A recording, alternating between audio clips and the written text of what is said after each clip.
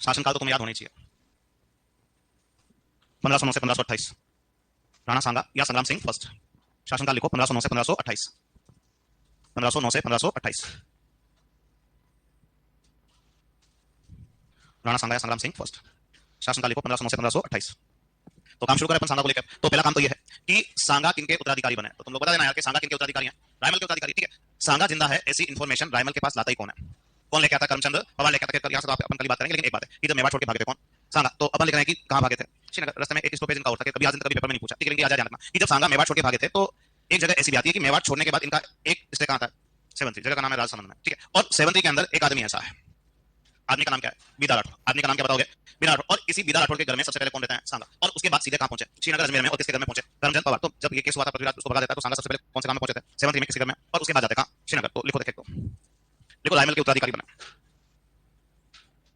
रायमल के उत्तराधिकारी बने। रायमल के उत्तराधिकारी बने। ठीक है, नेक्स्ट लिखो। लिखो सांगा मेवाड़ छोड़ने के बाद। लिखो सांगा मेवाड़ छोड़ने के बाद। सांगा मेवाड़ छोड़ने के बाद सर्वप्रथम। सांगा मेवाड़ छोड़ने के बाद सर्वप्रथम सेवंतरी गांव में। सांगा मेवाड़ छोड़ने के बाद सर्वप्रथम सेवंतरी गांव में। सेवंतरी गांव में। सेवंतरी गांव में राजसमंद में ना। लिखो सेवंतरी गांव में बीदा राठौर के यहाँ शरण लेते हैं। सेवंतरी गांव में बीदा राठौर के यहाँ शरण लेते हैं। बीदा राठौर के यहाँ शरण लेते हैं। वह उसके बाद श्रीनगर अजमेर में। वह उसके बाद श्रीनगर अजमेर में करमचंद पवार के यहाँ शरण लेते हैं। वह उसके बाद श्रीनगर अजमेर में। श्रीनगर अजमेर में तो वो पृथ्वीराज, एक जयमल और एक कौन है? सांगा। सांगा का ओरिजिनल नाम क्या है? बचपन में याद फोड़ दी किसने? और उसके भाई नहीं फोड़ दी पृथ्वीराज, उसको उड़ने वाला हिसाब कहते हैं। उड़ना राजकुमार कहते हैं। क्यों? वो घोड़ा बड़ा तेज भगाता है। कौन सा घोड़ा? शान। और शान को बड़ा तेज उड़ाते, उसका नाम क्या दिया? उड़ना राजकुमार का था। और तुम्हें कैसे पता कि वो सांगा भाग के कहां गया था? श्रीनगर अजमेर में। उससे पहले सेवंतरी गांव में। और सेवंतरी में किसके घर पे? बीदा राठौर के घर पे। कुल मिला के है कि सांगा मेवाड़ की गद्दी तक पहुंचेगा उसमें सबसे बड़ा योगदान इसी बंदे का है, जो मेवाड़ का एक सामंत है। और आदमी का नाम क्या बताओगे? करमचंद पवार। तो सांगा ने करमचंद पवार को क्या दी? और सांगा ने करमचंद पवार को कौन सी उपाधि? रावत की उपाधि दी थी। इसके अलावा करमचंद पवार को सांगा ने कुछ क्या भी दी थी? और करमचंद पवार को कौन कौन सी जागीर मिली थी? एक जागीर का नाम क्या है? परबसर। परबसर कहां था? और तुम ढूंढ लेना यार। एक कौन सी दी है? अजमेर। इसके अलावा एक कौन सी जागीर भी दी है? एक कौन सी जागीर भी दी है? फुलिया। और एक जो है वो कौन सी जागीर भी दी है? बनेगा। ये सारी की सारी जगह जो है वो कहां दी है? केवल अजमेर समझ रहोगे, परबसर तुम्हारा काम हो जाएगा। तो परबसर, अजमेर, मंडल, फुलिया। और यहाँ एक बार प्रश्न बना कि सांगा ने करमचंद को कौन सी जागीर नहीं दी थी? जो दी है वो तुम्हें क्या करनी पड़ेगी? या तो एक उपाधि भी दी है। कौन सी? तो लिखो देखो। और करमचंद तुम्हें सांगा का ध्यान यही रखता था। तो करमचंद पवार को ही सांगा का क्या कहते हैं? क्या कहते हैं? प्रारंभिक संरक्षक। तो पहले कुछ लिखो, कल से आगे लिखो। सांगा का प्रारंभिक संरक्षक। सांगा का प्रारंभिक संरक्षक। सांगा का प्रारंभिक संरक्षक। सांगा का प्रारंभिक संरक्षक करमचंद पवार था। सांगा का प्रारंभिक संरक्षक करमचंद पवार था। सांगा का प्रारंभिक संरक्षक करमचंद पवार था।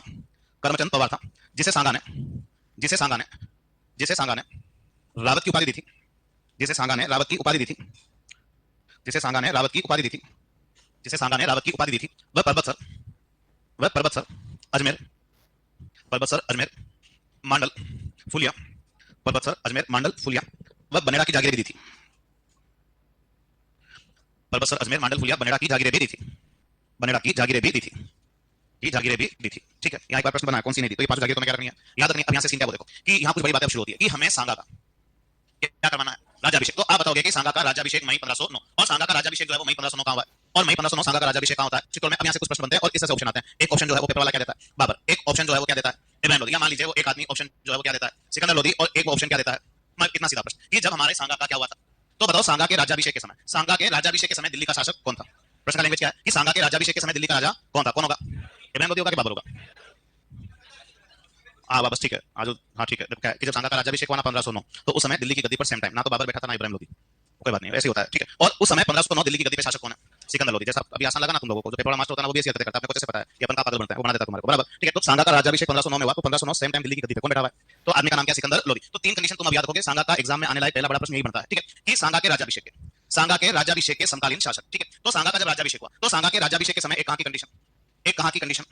और सांगा के राज्याभिषेक के समय कहां की कंडीशन? मान लो कंडीशन। ठीक है, 1509 में सांगा का क्या हो रहा है? राज्याभिषेक हुआ। तो 1509 इधर राज्याभिषेक और सेम टाइम दिल्ली की गद्दी पे कौन बैठा हुआ है? तो ध्यान रखना कि इब्राहिम लोधी नहीं, कौन बैठा हुआ है? सिकंदर लोधी। ठीक है, इधर 1509 सांगा का राज्याभिषेक हुआ तो गुजरात की गद्दी पर कौन बैठा हुआ है? तो कौन बैठा हुआ है? महमूद बेगड़ा। और जब 1509 सांगा का राज्याभिषेक हुआ तो 1509 सेम टाइम कहां की गद्दी पर? मालवा की गद्दी पर कौन बैठा हुआ है? तो आदमी का नाम क्या बताओगे? क्या नाम बताओगे? नासिर शाह। ये आदमी जो है कभी कभी मास्टर किस नाम से भी मेंशन कर देता है? किस नाम से भी मेंशन कर देता है? नसरुद्दीन शाह। तो नासिर शाह बोलता है, नसरुद्दीन शाह ये एक आदमी और कहां का राजा है? ये तीनों ही कंडीशन पेपर में आती है। ठीक है, कि 1509 सांगा का राज्याभिषेक हुआ, राज्याभिषेक के समय दिल्ली का राजा कौन है? सिकंदर लोधी। गुजरात का कौन है? और मालवा का कौन है? नासिर शाह या नसरुद्दीन शाह। उस समय कंडीशन है जब सांगा का क्या हुआ? राज्याभिषेक। अब सांगा 1509 राजा बन गया, अपनी कुर्सी पे बैठ गया, सब अपनी जगह पर ही लोगे। सांगा और सिकंदर लोधी का कोई लफड़ा नहीं, सांगा और महमूद बेगड़ा का भी कोई लड़ाई झगड़ा नहीं है, और सांगा और नासिर शाह का भी कोई लड़ाई झगड़ा नहीं है। लेकिन जो इनके उत्तराधिकारी आएंगे, जो इनके क्या बनेंगे? उत्तराधिकारी आएंगे, उसका जरूर खेलेगा हमारा कौन सा आदमी? सांगा। यानी यहीं से हमारे पास कुछ क्या रहेंगे? तो जब सांगा का राज्याभिषेक हुआ तो दिल्ली की गद्दी पे सिकंदर लोधी था, लेकिन सांगा की फाइट दिल्ली के किस आदमी से होगी? इब्राहिम लोधी। ठीक है, सांगा का राज्याभिषेक हुआ तो गुजरात का राजा तो कौन था? महमूद बेगड़ा। लेकिन इससे कोई झगड़ा नहीं, 2-3 साल बाद ही मर गया, नया आदमी आ गया, और जो नया आदमी आया था उस आदमी का नाम ऐसा है। तो हमारी फाइट जो है वो गुजरात के किस आदमी से होगी? मुजफ्फर शाह। और ये कौन सा नंबर है? Second number. और जब सांगा का राज्याभिषेक हुआ तो उधर मालवा की गद्दी पे कौन था? नासिर शाह। लेकिन सांगा नासिर शाह का कोई लफड़ा नहीं है, लेकिन जिसका उत्तराधिकारी आएगा वो जरूर कुश्ती करेगा, और वो बंदा कौन है? कि वो बंदा जो है उस आदमी का नाम क्या बताओगे? महमूद खिलजी। अभी फर्स्ट लिखो कि सेकंड लिखो? हाँ? अरे महमूद खिलजी कौन सा नंबर होगा? Second number. तुम फर्स्ट से खेल चुके हो, खेले कि नहीं खेले? खेले। महमूद खिलजी फर्स्ट से कौन खेला? कुंभा। कहाँ? अरे सारंगपुर में। एक तो कहाँ? सारंगपुर में। और बदनौर में। ठीक है, सारंगपुर में कब? 1437। और बदनौर में कब? 1457। तो महमूद खिलजी फर्स्ट से कौन लड़ता है? कुंभा। और महमूद खिलजी सेकंड से कौन फाइट करेगा? सांगा। ये पहला बड़ा प्रश्न ये कहा देता कि सांगा के राज्याभिषेक के समय दिल्ली का राजा कौन था? ध्यान रखना कौन होगा? सिकंदर लोधी होगा। तो लिखना शुरू करो। देखें, देखो सांगा का राज्याभिषेक, सांगा द्वारा लड़े गए युद्ध। ठीक है, अब सांगा जो है वो पहला मैच कौन सा खेलेगा? तो हेडिंग डालो तुम लोग, खातोली का युद्ध 1517। हेडिंग डालो, खातोली का युद्ध 1517। खातोली का युद्ध 1517। खातोली का युद्ध 1517। ठीक है, अब इस मैच का सीन क्या है देखो, एक एक करके बात करते हैं। पहला काम कि खातोली नाम का जगह कहाँ है? कहाँ है? कोटा। ठीक, कितने इतिहास की अच्छी किताब में लिखा जाता है कि इसका बैटलफील्ड जो है, जो युद्ध मैदान है, वो किस डायरेक्शन में आता है? बूंदी में। ठीक है, तो कहीं कोटा में क्या मिल जाएगा? बूंदी। दोनों आ जाए हमारे लिए क्या है? कोटा। ठीक है, अब खातोली का युद्ध कब होता है? 1517। कौन कौन खेले? तो एक टीम कहाँ की है? और मेवाड़ वालों का मैच कहाँ के लोगों से? दिल्ली। तो मेवाड़ और दिल्ली वालों के बीच में 1517 में कौन सा युद्ध हो रहा है? हम सब लोग किसी टीम में खेलेंगे। ठीक है, और इधर दिल्ली से अगर हमारी लड़ी झगड़ा हो तो किससे होगा? तो दिल्ली से अगर लड़ी झगड़ा होगा तो किससे होगा यार? इब्राहिम लोधी से। किससे होगा ये? इब्राहिम लोधी। यानी मेवाड़ के सांगा और दिल्ली के इब्राहिम लोधी के बीच में 1517 में कौन सा युद्ध हो रहा है? खातोली का युद्ध हो रहा है। खातोली का बैटलफील्ड जो है वो कहाँ है? कोटा या बूंदी। जनरली ये बैटलफील्ड एक्चुअली में उस जमाने के अकॉर्डिंग कहाँ था? ये बूंदी में था। और इस समय बूंदी किसका है? सरकार का। हाँ? अरे बूंदी मेवाड़ वालों का है। बूंदी किसका है? तुमने लिखा था ना कि जहाजपुर का युद्ध। क्या लिखा है? लिखा कि लिखा? लिखा कब हुआ था? वो कल ही हुआ था शायद, 1437 में। अरे कब हुआ था? ऐसा पढ़ा तुम लोगों ने? और जहाजपुर के युद्ध में तुमने किसको हराया था? अरे बेरी साल को। किसको हराया था? बेरी साल। कौन हराया था? कुंभा। फिर तुमने लिखा, फिर हम प्रमाणित का अधिकार कर लेते हैं। और तुमने लिखा था शायद कि मेवाड़ के राजा कुंभा से लेकर आगे सांगा तक लगातार मेवाड़ शासकों का अधिकार कहाँ रहेगा? तो इस समय कुल मिला के बूंदी या कोटा जो है वो किसके कंट्रोल में है? अरे किसके कंट्रोल में है? सांगा कंट्रोल में। अपना होम ग्राउंड है, और अपने होम ग्राउंड पे कौन खेलने आ रहा है? तुम उसे जीतने दोगे क्या? सवाल ही पैदा नहीं हो। इस युद्ध में जीता कौन? सांगा। और इब्राहिम लोधी की क्या हो जाती है? हार हो जाती है। लेकिन ये मानेगा नहीं अपनी टीवी पे कौन? अरे कौन नहीं मानेगा? इब्राहिम लोधी। इब्राहिम लोधी कहाँ का राजा? वो दिल्ली का राजा। तुम समझता कि मैं पूरे भारत का राजा हूं, और इतना छोटा सा राज्य मुझे हरा कैसे सकता है? तो जब पहली बार अपने इसको हराया तो वापस युद्ध की धमकी देता कौन? इब्राहिम लोधी। अगले साल वापस खेलने आया। कहां? तो एक लड़ी झगड़ा और हुआ, उसे क्या बोलोगे? बाड़ी का। और बाड़ी के युद्ध का जो है वो कब हुआ? 1518। दूसरा काम यह है कि बाड़ी का मैदान कहां है? धौलपुर। वापस हम किसकी टीम में खेलेंगे? सांगा की टीम में। वापस हमारी लड़ी किसकी सेनाओं से है? इब्राहिम लोधी की सेनाओं से। अब होता क्या कि पहले मैच में खुद ही खेलने आया कौन? इब्राहिम लोधी। सेकंड मैच में नहीं आता। हो सकता है उसको भी जाना हो। तो इस बार किस आदमी ने अपनी टीम लेके किसको भेज दिया? और दो छोरे इसकी टीम लेके खेलने आते हैं, जिसमें से एक छोरे का नाम क्या है? मियां हुसैन। और इनमें से एक छोरे का नाम ऐसे था, मैंने नहीं रखा। क्या नाम है? मियां माखन। या ये मियां माखन जो है कहीं किस नाम से आता है? मियां माखन। एक अंग्रेजी वाले तो मियां बटर कह सकते हो किसको? तो मियां हुसैन और मियां माखन जो है वो किसके आदमी है? इब्राहिम लोधी। और इब्राहिम लोधी की बड़ी सी फौज के दो सेनापति आते हैं, जिनमें से एक का नाम क्या है? मियां हुसैन, और एक का नाम क्या था? मियां माखन। और इस युद्ध में भी हमारी टीम क्या होती है? जीत जाती है, और दिल्ली वाली सेना वापस क्या होती है? हार जाती है। यानी जो ऊपर के दोनों युद्ध, खातोली और सेकंड कौन सा है? इन दोनों युद्धों में हमने कहा कि सेनाओं को पराजित किया है, और दिल्ली के किस राजाओं की सेनाओं को हराया? इब्राहिम लोधी पहले मैच में खुद आया कौन? और सेकंड मैच में दो छोरे भेज दिए किसको? मियां हुसैन और मियां माखन। और जब वो सेकंड युद्ध में हारे तो दिल्ली वाले समझ गए कि छोटा मोटा आदमी नहीं है कौन, अब इसे उलझना भी नहीं, इसको छेड़ना भी नहीं है। और कहते हैं कि इन युद्ध के बाद इन दोनों राज्यों के बीच में क्या हुई? और उस संधि में कहा गया कि आज से मेवाड़ राज्य की सीमा जो है वो कौन सा जगह रहेगा? पीलियाखार। इन लोगों ने मेवाड़ राज्य की सीमा जो है वो कौन से गांव को डिसाइड कर दिया? अब पीलियाखार जो है वो कहां है? और आगरा कहां है? यानी सांगा के जमाने में मेवाड़ की सीमाएं ठेठ कहां तक पहुंच रही है? आगरा तक। ठेठ कहां तक पहुंच रही है? आगरा तक। और आगरा के पास कौन से गांव को मेवाड़ राज्य की सीमा घोषित किया? पीलियाखार। और ये लड़ी क्यों करते थे मेवाड़ और दिल्ली वाले? सीमा के चक्कर में। सीमा कौन? देखो, देखो खातोली का युद्ध 1517। देखो सांगा ने दिल्ली शासक, सांगा ने दिल्ली शासक। ठीक है, अभी नया मैच कौन सा होने वाला है? गागरोन। हेडिंग डालो, गागरोन का युद्ध 1519। हेडिंग डालो, गागरोन का युद्ध 1519। गागरोन का युद्ध 1519। गागरोन का युद्ध 1519। ठीक है, अब ऐसे पढ़ाने की थोड़ी ना होती है कि गागरोन कहां है, कहां है जलावर में। अब इस मैच में क्या होगा? तो एक टीम तो कहां की है? और मेवाड़ वालों का मैच कहां के लोगों से? मालवा। हम सब लोग किसकी टीम में खेलेंगे? ठीक है, और हमारा मैच कहां की टीम से होगा? मालवा। और मालवा से कौन खेलने आएगा? तो मालवा से जो बंदा खेलने आएगा उस आदमी का नाम क्या है? महमूद खिलजी। कौन सा नंबर? तो महमूद खिलजी कौन सा नंबर है? वो सेकंड नंबर। अब यहाँ पे हमारे पास सीन क्या हो देखो कि ये युद्ध वो है जो सांगा ने किसी तीसरे आदमी के कारण लड़ा। अब वो तीसरा कौन है उससे अपन मिल लेते हैं। देखो क्या है, ये सारी कहानी कहां पैदा हुई है? एमपी यानी मध्य प्रदेश के पार्ट में। ठीक है, इधर दो बड़े स्टेट जिनमें से एक स्टेट कौन सा है? अब पूरा मध्य प्रदेश मालवा नहीं कहलाता है। पूरा मध्य प्रदेश मालवा नहीं कहलाता है। केवल मध्य प्रदेश में धार डिस्ट्रिक्ट का जो एरिया, धार जिला, वहां पे धार, उस धार वाला एरिया चुने क्या है? मालवा। और इधर एमपी में मालवा के पास में एक स्टेट चलता है, कौन सा है? इधर मालवा में थोड़ा सा बड़ा आदमी है, कौन? आदमी का नाम क्या है? महमूद खिलजी। कौन सा नंबर? Second number. अब हुआ क्या कि महमूद खिलजी सेकंड मालवा का राजा, इसके पास में एक स्टेट छोटा सा जिसका नाम क्या है? अब चंदेरी पे कुछ लोग आपस में लड़ रहे हैं, कहां अधिकार को लेकर। और जो चंदेरी के अधिकार को लेकर जो कुछ लोग लड़ रहे हैं उनमें से एक बंदा कौन भी है? एक आदमी कौन भी है? मेरी राय भी है। तो वो महमूद खिलजी सेकंड सोचता है कि अपने पास में का राज्य कोई अपने फेवर पे आदमी कहां बैठ जाए, तो दोनों राज्यों के टर्म्स क्या रहेंगे? बड़े अच्छे रहेंगे। तो इस चक्कर में महमूद खिलजी सेकंड ने अपना आशीर्वाद किसको दिया? और मेदिनी राय को महमूद खिलजी सेकंड ने कहां बिठाया था? कहां बिठाया था? चंदेरी। लेकिन महमूद खिलजी सेकंड ने बहुत सारी बातें समझा दी किसको? हम तेरे पास कहां बिठा रहे हैं? दिल्ली पर। ठीक है, चंदेरी पर। लेकिन तू हमारे से बिना पूछे कोई भी काम नहीं करेगा, तुझे हर बात में हमारी क्या लेनी पड़ेगी? परमिशन। को मिला के तुझे हमारे कंट्रोल में रहना पड़ेगा। और मेदिनी राय ने कहा ठीक है, एक बार इसकी बातों में हाँ मिला के बैठ तो कहां जाते हैं? चंदेरी पे। फिर बैठने के बाद सोचेंगे कि इसकी बात को मानना या नहीं मानना। ऐसा है केस तुम्हारे कुंभा के साथ भी हुआ था। कहां के मैटर में? नागौर के मैटर में। और तुमने नागौर फिर किसको दिया? शम्स खां को। फिर तुमने किसको भी ठोका था? शम्स खां को। भाग के कहां चला गया? और गुजरात में किसे जा मिला? गोरबन शाह। फिर आपस ने मार खाई थी। ठीक है, तो सेम केस यहां पे भी। अब हुआ क्या, किसी बातों में हां से हां मिला के मेदिनी राय जो है कहां बैठ गया। लेकिन जैसे जैसे समय आगे बीतता गया, मेदिनी राय किसी बात को बोलना शुरू हो गया तो उसको भी क्या आएगा? गुस्सा। और एक बहुत बड़ा आक्रमण किया। कहां? चंदेरी। भागना पड़ा किसको? और मेदिनी राय भाग के कहां पहुंच गया? और सांगा को कहानी सुना था, ऐसा वैसा हो गया था, सांगा करो मत, हम तेरे को क्या देते हैं? जागीर देते हैं, नौकरी करो मसला। और सांगा ने अपनी कौन सी जागीर उसे दी?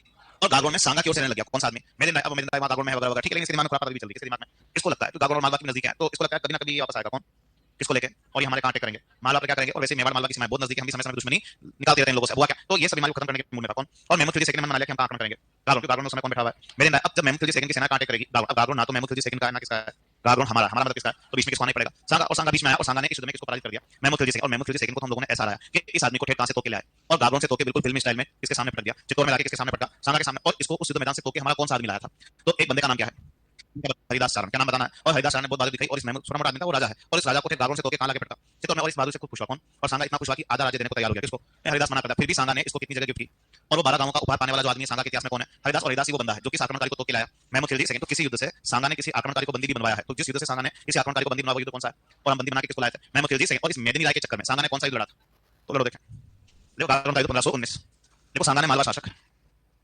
सांगा ने मालवा शासक, सांगा ने मालवा शासक महमूद खिलजी सेकंड को पराजित किया था, किससे भी उलझेगा, बाबर से, किससे भी उलझने वाला है, बाबर से, तो पहला तो यह है कि ये दोनों आपस में क्यों लड़े, तो इसके हम क्या पढ़ेंगे, कारण, फिर दोनों को खिलाते, किन दोनों को, सांगा और बाबर को, तो एक हेडिंग डालो, सांगा और बाबर के बीच,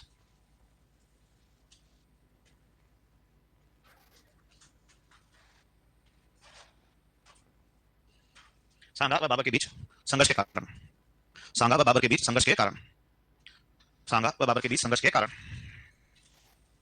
ठीक है, कि दोनों आपस में क्यों लड़े वगैरह वगैरह, ठीक है, तो अब है क्या सीन वो देखो, कि एक तो खुद ही लिखता है कौन, और बाबर कहता है कि मैं किससे लड़ा हूं, सांगा से, तो एक तो ये कह रहा है कि हम दोनों इससे लड़े, तो एक तो ये जिक्र खुद कहां करके जा रहा है, बाबर नामा में खुद लिखा, एक तो लड़ाई का कारण कहता है कि हम दोनों को इससे लड़े, क्योंकि बाबर अपने आप से खुद लिख रहा है, बाबर की खुद की आत्मकथा क्या है, बाबर नामा उसमें स्पष्ट लिखा है साथ में कि हम दोनों लड़ क्यों रहे, तो इस लड़ाई का कारण जो है वो यहाँ से पैदा हुआ, कहां से पैदा होता है, पानीपत, इतिहास में एक क्या हुआ था, पानीपत का फर्स्ट, ठीक है, 3 बैटल हुआ, 3 युद्ध हुए, Panipat first second and third, भी तुम्हारे काम नहीं आ रहा, लेकिन पानीपत का पहला युद्ध जो है वो कब हुआ था, अप्रैल 1526, ठीक है, और ये युद्ध जो है कौन कौन, बाबर और बाबर की लड़ाई झगड़ा किससे हुआ, इब्राहिम लोदी से, ठीक है, अब यहाँ पे हुआ क्या कि पानीपत का पहला युद्ध हुआ था बाबर और इब्राहिम लोदी के बीच में, तो इस युद्ध से पहले कि सांगा ने कहा होगा किसको, तो कहां जाना, पानीपत में, मैं तेरी सहायता के लिए पानीपत में पहुंचूंगा, ठीक है, तो सांगा जब पानीपत का बैटल शुरू करता है तो वो देखता है कि इस आदमी को सांगा सांगा नहीं आता है, ठीक है, तो जैसे जैसे करके बाबर युद्ध तो क्या होता है, जीत जाता है, लेकिन बाबर युद्ध जीतने के बाद में ऐलान कर देता है कि मैं छोड़ूंगा नहीं किसको, सांगा को, क्योंकि सहायता का वचन देता है, ऐसा बाबर नामा में खुद कौन लिख रहा है, बाबर, की वो पानीपत में मेरी सहायता के लिए आना था लेकिन मेरी सहायता के लिए नहीं पहुंचा, इसलिए हम दोनों कुश्ती करेंगे, कौन कौन, बाबर और सांगा, ऐसा रीजन खुद बाबर ने कहा मेंशन किया है बाबर नामा में, ठीक है, इसके अलावा मेवाड़ के इतिहास वाले इस चीज को झूठा देता है कि नहीं ऐसा कोई रीजन नहीं, वो झूठ बोल रहा है बाबर, ठीक है, और जो अपना बड़ा आदमी है वो ऐसा है, आदमी का नाम क्या है, गोपीनाथ है, गोपीनाथ तुम्हें पहले भी कहीं मिला होगा, कहां मिला था, आहर सभ्यता में, क्या कर रहा था पे, खड़े खड़े देख रहा होगा, हाँ?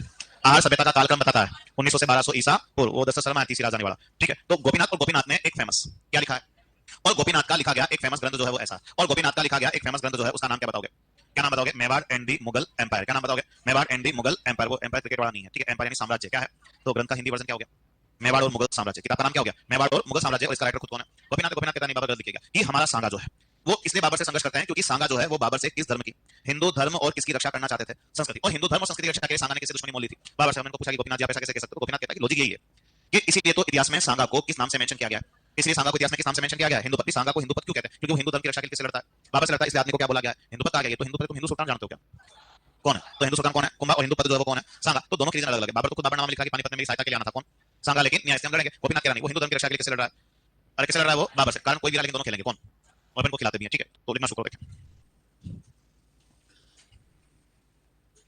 लिखो सांगा व बाबर के मध्य संघर्ष के कारण, लिखना शुरू करो, लिखो बाबर की आत्मकथा, बाबर की आत्मकथा, बाबरनामा के अनुसार, बाबर की आत्मकथा बाबरनामा के अनुसार, ये बाबरनामा की दूसरी बार लिख रहे हो शायद, पहली बार कहां लिखा था, है रजिस्टर में, कुंभा के साथ लिखा था, किसके साथ लिखा था, तुम लोग लिखो, कृष्णदेवराय कहता है उसको, क्या कहता है कृष्णदेवराय, लिखो, लिखो बाबर ने, बाबर की आत्मकथा बाबरनामा के अनुसार, बाबर की आत्मकथा बाबरनामा के अनुसार, पानीपत के मैदान में सांगा का विश्वासघात, पानीपत के मैदान में सांगा का विश्वासघात, पानीपत के मैदान में सांगा का विश्वासघात, पानीपत के मैदान में सांगा का विश्वासघात, ठीक है, और हिंदुस्तान में कौन सा जगह नील उत्पादन के लिए फेमस है, बयाना, और बयाना का युद्ध तुम्हें कब खेलना है, फरवरी 1527, सांगा अधिकार करेंगे वापस बयाना पर, किसको हराकर, मेहंदी ख्वाजा को हराकर, और सांगा के जीवन की अंतिम विजय कौन सी है, और किस युद्ध में सांगा ने बाबर की सेनाओं को हराया, बिल्कुल हराया, वो युद्ध कौन सा है, तो लिखो देखें, लिखो बयाना का युद्ध, लिखो फरवरी 1527,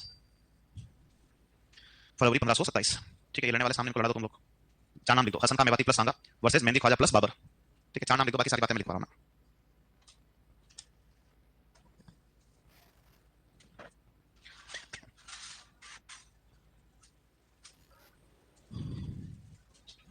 मार्च 1527, और डेट लिखना चाहो तो कहीं 16 मार्च जाएगा, कहीं 17 मार्च लिखो, और यहीं से पढ़ना ना, यहीं से पढ़ना है, लिखो, लिखो खानवा का लिखो, मार्च 1527, मार्च 1527, ठीक है, अब इस खानवा के युद्ध में क्या क्या होने वाला है वो देखो, एक एक करके बात शुरू करते हैं, ठीक है, तो पहला काम तो यह है कि हम सब लोग किसकी टीम में, और हमारा मैच बाबर की टीम से, ठीक है, दूसरा काम हमारा यह है कि खानवा का बैटलफील्ड कहां है, कहाँ है भरतपुर? भरतपुर में तुम्हें अंदर तक याद रखना है कि भरतपुर की कौन सी तहसील में है? रूपवास तहसील में है। कौन सा युद्ध मैदान? खानवा। तो एक साइड सांगा और एक साइड कौन है? बाबर। अब दोनों को लगता है कि बहुत बड़ा और बहुत भयंकर युद्ध होने वाला, कौन सा? तो ये दोनों बड़े आदमी अपनी अपनी सेनाओं की तैयारी में क्या होते हैं? लग जाते हैं। ये भी तैयारी करना शुरू कर देता कौन? और हम भी तैयारी, कौन भी तैयारी में लग जाता है? सांगा। ये युद्ध इसलिए याद रखा जाता है क्योंकि सांगा ने इस युद्ध के लिए क्या अपनाई थी, और सांगा ने इस युद्ध के लिए जो परंपरा अपनाई थी उस परंपरा का नाम क्या है? क्या नाम बताओगे? पाती पेरवन की परंपरा। कहते हैं राजस्थान के इतिहास में first and last time, Rajasthan के इतिहास में प्रथम व अंतिम बार इस परंपरा का यूज करने वाला व्यक्ति कौन है? सांगा। और किस युद्ध के लिए? और ये परंपरा है क्या? तो सांगा ने इस परंपरा से अन्य व्यक्तियों को अपनी सहायता के लिए क्या किया? बुलाया। और इस परंपरा से बहुत सारे व्यक्ति किसकी हेल्प के लिए आते हैं? और सबके सब एक साथ इकट्ठा होकर कहां खेलने जाते हैं? और जो सांगा के पक्ष में बहुत बड़े बड़े खिलाड़ी इकट्ठा होंगे वो सारे के सारे किस परंपरा से होने वाले हैं? पाती पेरवन की परंपरा। और सांगा राजस्थान की हिस्ट्री का पहला और अंतिम आदमी है। ना तो सांगा से पहले कभी, ना सांगा के मरने के बाद कभी। अगर राजस्थान के सभी राजपूत राजाओं को एक करने का काम अगर किसी ने किया तो कौन सा बंदा है? ना तो सांगा से पहले कभी एक हो पाए, ना सांगा के मरने के बाद कभी। और इनको केवल एक शक्ति चलाने वाला बंदा कौन है? और किस युद्ध के चक्कर में? खानवा। और खानवा का मैदान कहाँ है? भरतपुर। भरतपुर की कौन सी तहसील? तो पहले कुछ लिखो, देखिए लिखो खानवा का युद्ध मार्च 1527 में ब्रैकेट बना के लिखो। लिखो खानवा का मैदान भरतपुर रूपवास तहसील। खानवा का मैदान भरतपुर रूपवास तहसील। भरतपुर रूपवास तहसील। भरतपुर रूपवास तहसील। लिखो सांगा वर्सेस बाबर। लिखो लड़ने वाले कौन कौन है? सांगा वर्सेस बाबर। ठीक है, लिखो इस युद्ध के लिए सांगा ने, इस युद्ध के लिए सांगा ने, इस युद्ध के लिए सांगा ने पाती पेरवन की परंपरा अपनाई थी। इस युद्ध के लिए सांगा ने पाती पेरवन की परंपरा अपनाई थी। इस युद्ध के लिए सांगा ने पाती पेरवन की परंपरा अपनाई थी।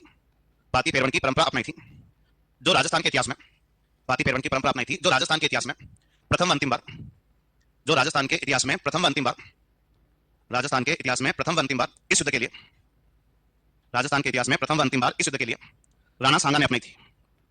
इस युद्ध के लिए राणा सांगा ने अपनाई थी। इस युद्ध के लिए राणा सांगा ने अपनाई थी। इस युद्ध के लिए राणा सांगा ने अपनाई थी। नेक्स्ट लिखो, देखो सांगा राजस्थान के इतिहास के, सांगा राजस्थान के इतिहास के प्रथम अंतिम शासक थे। लिखो सांगा राजस्थान के इतिहास के प्रथम अंतिम शासक थे जिसके नेतृत्व में, सांगा राजस्थान के इतिहास के प्रथम अंतिम शासक थे जिसके नेतृत्व में, जिसके नेतृत्व में सभी राजपूत शासक एक हुए थे। जिसके नेतृत्व में सभी राजपूत शासक एक हुए थे। जिसके नेतृत्व में सभी राजपूत शासक एक हुए थे। सभी राजपूत शासक एक हुए थे। नेक्स्ट लिखो, देखो इस परंपरा से, लिखो इस परंपरा से निम्न व्यक्ति, इस परंपरा से निम्न व्यक्ति सांगा की सहायता के लिए, सांगा की सहायता के लिए लड़ने आते हैं। इस परंपरा से निम्न व्यक्ति सांगा की सहायता के लिए लड़ने आते हैं। सांगा की सहायता के लिए लड़ने आते हैं। सांगा की सहायता के लिए लड़ने आते हैं। ठीक है, अब तो क्या है कि बहुत सारे बड़े बड़े खिलाड़ी किसके लिए इकट्ठा होंगे? सांगा के लिए। अब तो क्या है कि जब सांगा ने पाती पेरवन की परंपरा कहां भेजी? आमेर। तो आप बताओगे कि उस समय आमेर का राजा कौन था? तो जब सांगा ने ये पाती पेरवन की परंपरा भेजी या खानवा के युद्ध के समय आमेर का राजा कौन था? उदयन कछवाहा। लेकिन उदयन कछवाहा कहता है कि बेटा तू लड़ने चला जा। तो उदयन कछवाहा लड़ने तो नहीं आया, लेकिन लड़ने इसका छोरा कौन आया? पृथ्वीराज। राजस्थान के इतिहास में कम से कम 13-14 पृथ्वीराज है। ये भी पृथ्वीराज, लेकिन कहां वाला? आमेर वाला। और नाम के पीछे क्या लगा होगा? कछवाहा। ये भी है तो पृथ्वीराज, लेकिन कौन सी पार्टी वाला? ये कछवाहा वाला। जब सांगा ने ये परंपरा कहां भेजी? तो खानवा के युद्ध के समय या पाती पेरवन की परंपरा के समय बीकानेर का राजा कौन है? राव जयसिंह। लेकिन जयसिंह भी कहता है कि मैं लड़ने नहीं जाऊंगा, लड़ने तू चला जा। और लड़ने कौन आता है? तो बीकानेर से लड़ने कौन आता है? कल्याण। लेकिन राजा तो कौन था? राव जयसिंह। जब सांगा ने ये परंपरा जोधपुर भेजी तो जोधपुर का राजा कौन है? लेकिन राव गांगा लड़ने नहीं आया। राव गांगा ने अपने छोरे को लड़ने भेज दिया। और छोरा कौन?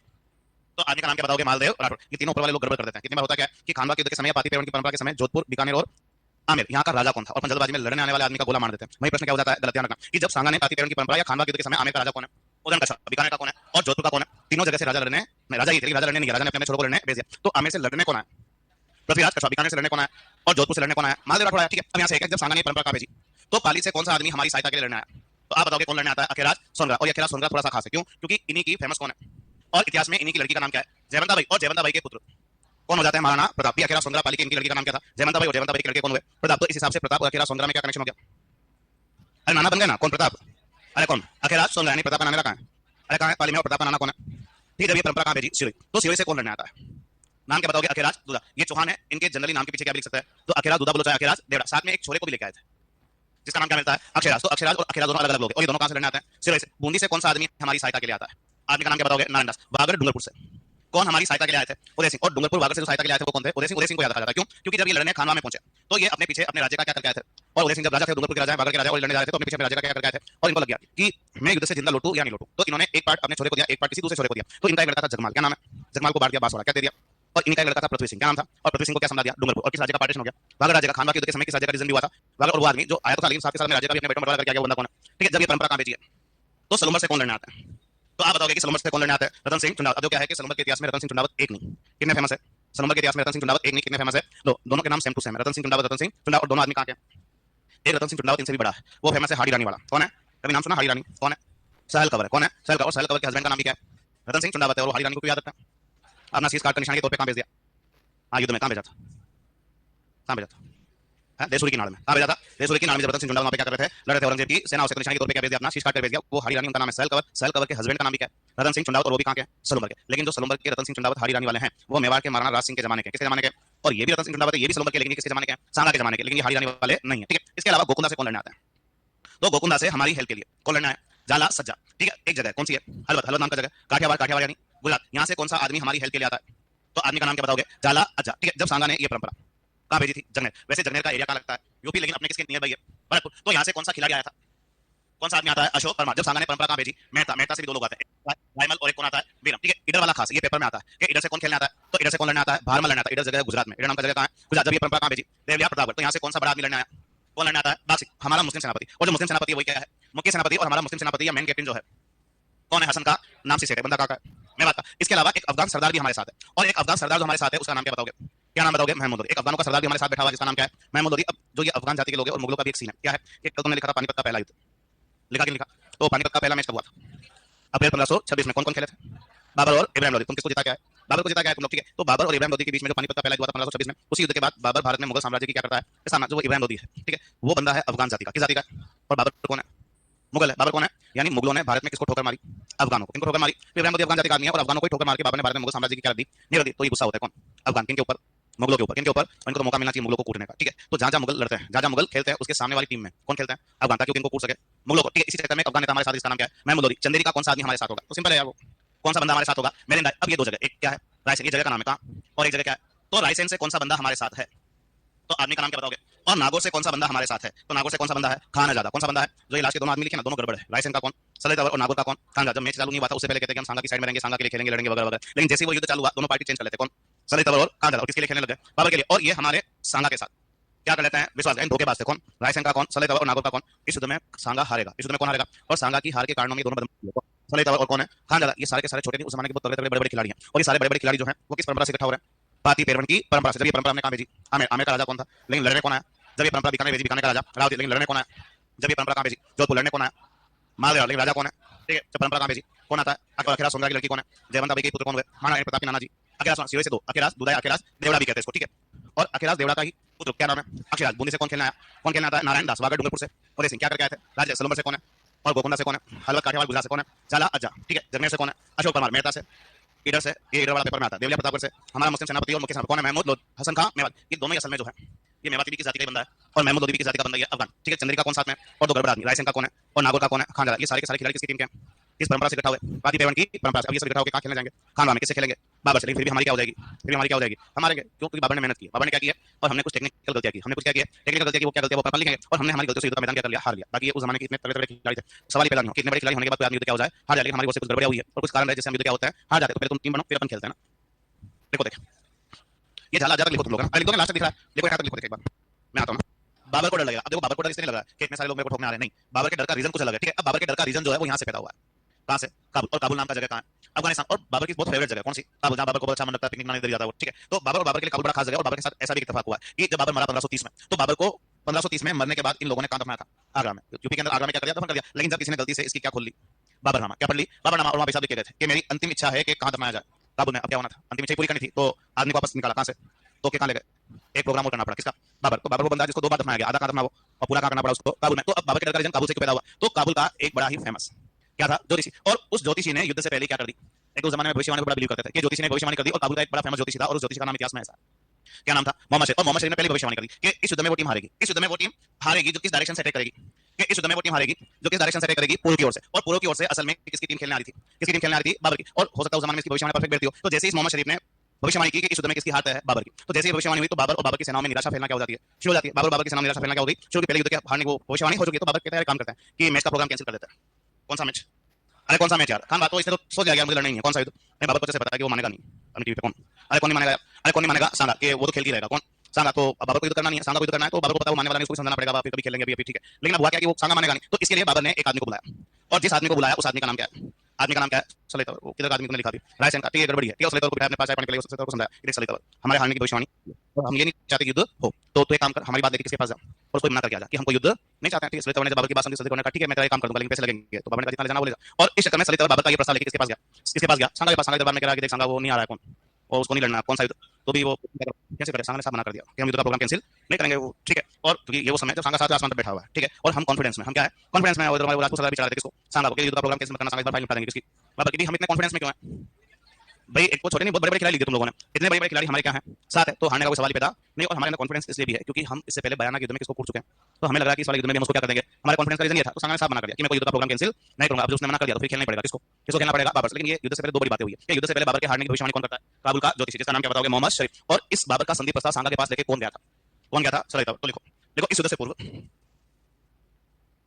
कि सांगा इस युद्ध में किस पे लड़ने पहुंच गया, हाथी पर। देखो सांगा एक बहुत बड़ा परफेक्ट आदमी है, बहुत बड़ा सैनिक है, ठीक है, एक योद्धा है, ठीक है। इससे पहले भी बड़े बड़े आदमी ने लड़े हैं, हर युद्ध जीता, लेकिन उस समय सांगा घोड़े पर ही सवार था। किस पे सवार था, हर युद्ध जीता घोड़े पर सवार हो गया। सांगा को लग रहा है यार बड़ा युद्ध, बड़ा साथ लेके खेलने जाएंगे, भाई साहब किस पे सवार हो गए, तो भाई साहब जो है वो किस पे सवार हो गए, हाथी पर। और हाथी पर सवार होने से क्या होता है, एक टेक्निकल एडवांटेज जो है बाबर की टीम ले लेती है, क्यों, क्योंकि और ये भी क्या भ्रांति थी हमारे यहाँ पे, ठीक है। और पहली बार मुगलों ने इस चीज को भारत के अंदर उल्टा करना क्या कर दिया, चलो पहले ये टेक्निकल चीज है कि जिस टीम में जितने ज्यादा हाथी होते हैं वो टीम हमेशा युद्ध क्या करती है, जीती है, या जिस टीम का राजा वो हाथी के ऊपर सवार होता है वो टीम युद्ध क्या करती है, जीती है। लेकिन पहली बार ये धारणा जो है ये परंपरागत है, वो बहुत पुराना जो अशोक चंद्रगुप्त वगैरह उस जमाने से चली आ रही है, ठीक है। लेकिन पहली बार मुगलों ने चीजों को हमारे यहाँ उल्टा करना क्या कर दिया, शुरू कर दिया, ठीक है। अब तो क्या है कि सांगा जो है वो किस पे बैठ के खेलने पहुंच गया, और हाथी पर खेलने से ये चीज हो गई कि एक तो हाथी पर बैठने से सांगा की हाइट क्या हो गई, बढ़ गई, जिससे मुगल बहुत जल्दी टारगेट बना लेते हैं किस आदमी को, सांगा को। और हाथी पर बैठना फास्ट इसलिए भी है क्योंकि युद्ध जो है बहुत बड़े बड़े अलग अलग मोर्चों पे लड़ा जा रहा था, तो सांगा को हर मोर्चा क्या करना था, संभालना था। तो हाथी इतना फास्ट मूवमेंट करता ही नहीं, अगर ये किसके ऊपर होते, घोड़े के ऊपर, तो हर जगह वो अपना मूवमेंट कर सकते थे, लेकिन वो हाथी पर सवार है तो मूवमेंट उनकी विशेष हुई नहीं, और हाथी पर बैठने से थोड़ा भाग था कि सांगा की हाइट क्या होती है, बढ़ जाती है, और मुगल जो है बहुत जल्दी टारगेट कर ही लेते हैं किस आदमी को, और सांगा जो है वो युद्ध में क्या हो जाता है।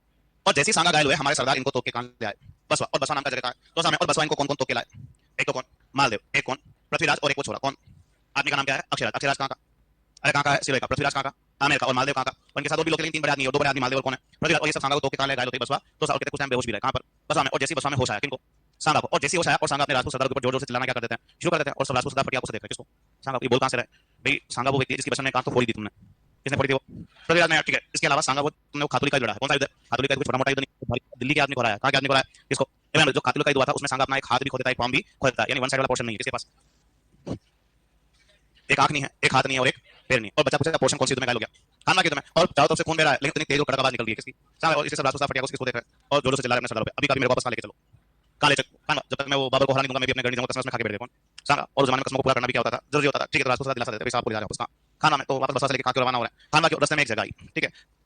इसकी लोकेशन छोड़ दो, लगभग यूपी बॉर्डर पे एक जगह, जगह का नाम क्या है, यहाँ आके सांगा की तबियत और ज्यादा खराब होना क्या हो जाती है, यही राजपूत सरदार समझ चुके थे कि कहां जाना संभव है नहीं, खानवा में। तो कुछ राजपूत सरदार इनके साथ ऐसे भी थे जो युद्ध आगे नहीं चाहते थे, खत्म करना चाहते थे, तो किसी एक ने सांगा को इसी स्थान पे क्या दे दिया, तो सांगा को कौन से स्थान पे जहर दिया गया, इरिस से आगे बढ़े। तो एक जगह आती है, जगह का नाम क्या है, अब कालपी वो है जो तीन पार्टों में बटा हुआ पार्ट है, कहाँ, टोलपुर, कहाँ, और कुछ इसका ऐसा कहाँ लगता है एमपी। लेकिन जो कालपी जो है जहाँ सांगा की डेथ होने वाली वो अपना पार्टी कहाँ में आता है, वो टोलपुर में। और इसी कालपी में राणा सांगा की क्या हो जाएगी मृत्यु, और इस दिन किस दिन हो जाएगी, 30 जनवरी 1528। बड़े एग्जाम के अंदर पूछा गया कि सांगा की मृत्यु का तारीख क्या है, डेट पूछा, ये भी नहीं पूछा क्या पूछा उसने, डेट, और वो डेट क्या था, 30 जनवरी 1528। और वो डेट इसलिए पूछा कि पूछने का लॉजिक था क्योंकि 30 जनवरी किस आदमी की मृत्यु का तारीख भी है, गांधी जी की। अरे किसकी मृत्यु का तारीख भी है, वो गांधी जी की मृत्यु कब हुई थी, वो 30 जनवरी की शाम को है।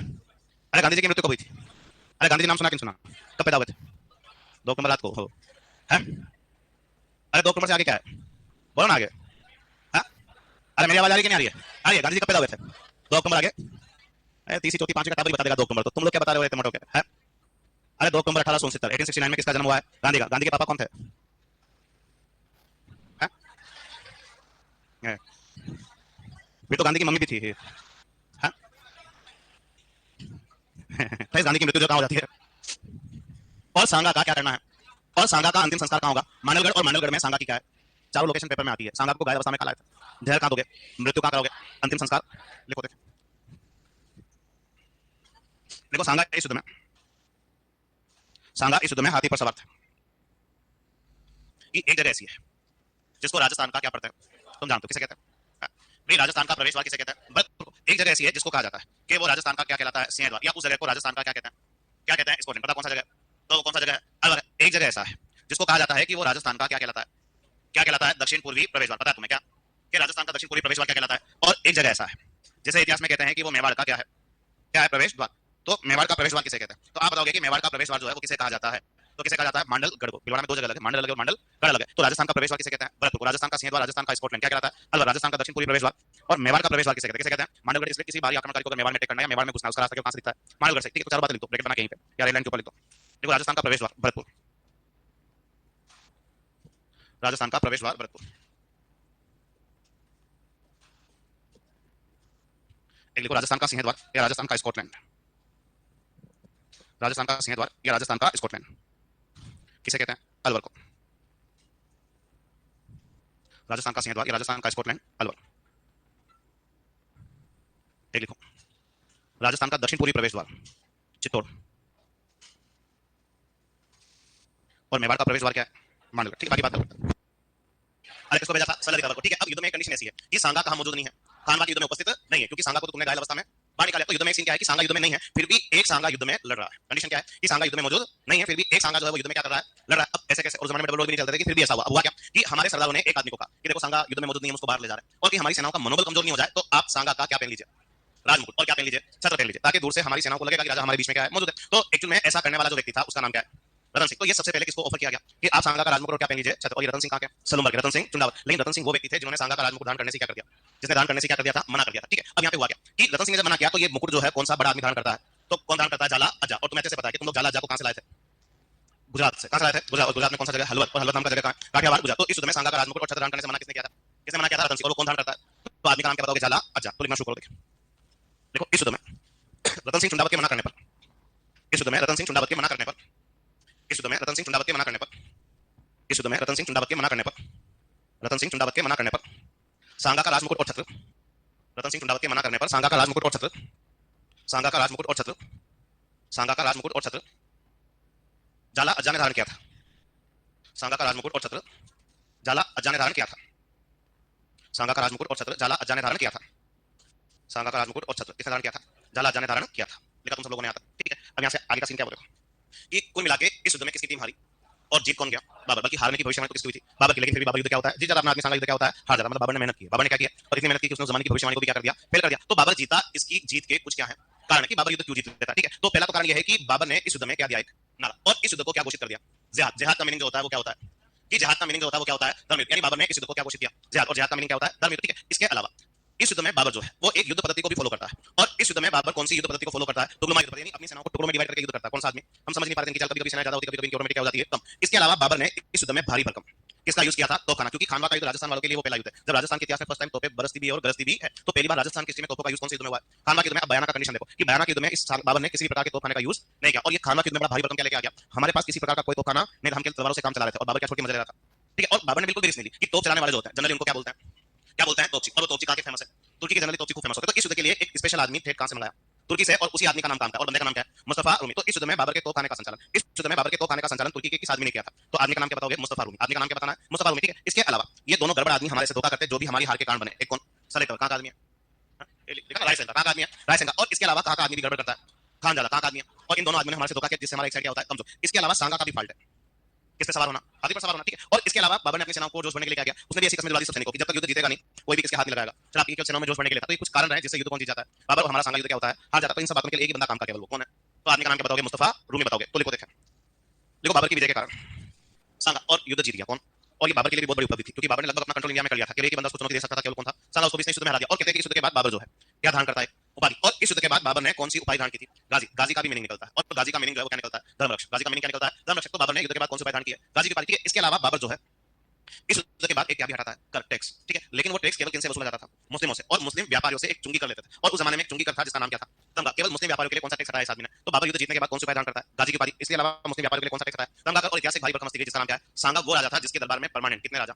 9 क्या बैठे रहते थे? और 104 क्या बैठे रहते थे? सरदार। इतना भारी भरकम दरबार लगता है किस आदमी का? सांगा। जहां 7 राजा 9 वो 104 क्या बैठे रहते थे? सरदार। इसके अलावा अगर एक सैनिक के परफेक्ट गुण, अगर एक सैनिक के परफेक्ट गुण अगर किसी बंदे में देख सकते हो तो किसमें देख सकते हैं? सांगा में। तो सांगा को इतिहास में सैनिकों का क्या बोला गया? भग्नावेश। और सांगा को इतिहास में सैनिकों का भग्नावेश किस बंदे ने कहा? तो आदमी का नाम क्या बताओगे? Colonel James. और एक आदमी तो कहता है, और उसका नाम है कुछ ऐसा। आदमी का नाम क्या बताओगे? हरविलास शारदा। क्या नाम बताओगे? और हरविलास शारदा वो व्यक्ति है जिसने कहा कि अभी तक मैंने जितना मेवाड़ का इतिहास पढ़ा है, मुझे मेवाड़ की हिस्ट्री का सबसे प्रतापी राजा कौन लगा है? सांगा। यानी इस सांगा को मेवाड़ के इतिहास का सबसे प्रतापी राजा किस इतिहासकार ने बताया है? तो आदमी का नाम क्या बताओगे? हरविलास शारदा। इसके अलावा सैनिकों का भग्नावेश कौन कहता है? Colonel James. इसके कितने राजा? 7। कितने राव? और 104 क्या थे? सदा। और युद्ध जीतने के बाद बाबर कौन सी उपाधि और कौन सा टैक्स हटाया? देखो, देखें, बाबर युद्ध देखो वाला आदमी अगर सांगा से अगर थोड़ा सा बोलचाल करेगा तो कौन सा आदमी हो सकता है? गुजरात का राजा कौन होगा? मुजफ्फर शाह। लेकिन कौन सा नंबर है? तो पहला काम तो ये है कि इन दोनों के बीच में जो वाद विवाद हुआ है उसका रीजन क्या है? ठीक है, तो इन दोनों के बीच में कोई फेस टू फेस बड़ा युद्ध हुआ ही नहीं, लेकिन ये दोनों आपस में बोलचाल जरूर कर चुके हैं। तो इन दोनों की लड़ाई का मैटर जो है वो एक्चुअल में ये जगह है कि इन दोनों की लड़ाई जगह का मैटर जो है वो एक्चुअल में क्या है? इधर। इधर जगह है गुजरात में। बराबर। अब यहाँ पे सीन क्या है कि एक साइड इधर के पास में कौन सा स्टेट चलता है? वैसे इधर आज है गुजरात में, उसमें गुजरात राज्य अलग है, इधर एक रियासत अलग है। और इसी के इधर के पास में इधर हमारी एक रियासत कहां चल रही है? मेवाड़। बीच में क्या है? इधर। तो कुछ लोग आपस में लड़ते हैं कहां अधिकार को लेकर। तो जो दो लोग लड़ रहे थे उनमें से एक बंदा कौन है और एक बंदा जो कौन है? ये दोनों आपस में संघर्ष कर रहे हैं, इनको कहां अधिकार करना है? इधर पे। अब सांगा सोचता है यार कि कोई अपने फेवर का आदमी कहां बैठ जाए इधर पे ताकि साथ ठीक रहेगा। तो हुआ क्या कि सांगा ने अपना आशीर्वाद किसको दिया और इस रायमल को कहां बिठाया? इधर पे। रायमल की जगह किसको बिठाया? एक रायमल तुमने ऊपर भी लिखा है, वो मेड़ता वाला है, वो कहां वाला है? वो अलग आदमी, ये अलग आदमी है। तो इस सांगा ने रायमल को कहां बिठा दिया? इधर पे। लेकिन ये गुजरात का मुजफ्फर शाह सेकंड किसको लाना चाहता है? बारमल को, ठीक है। तो इस मुजफ्फर शाह सेकंड ने एक बड़ी सी फौज भेजी अपने इस सेनापति के साथ।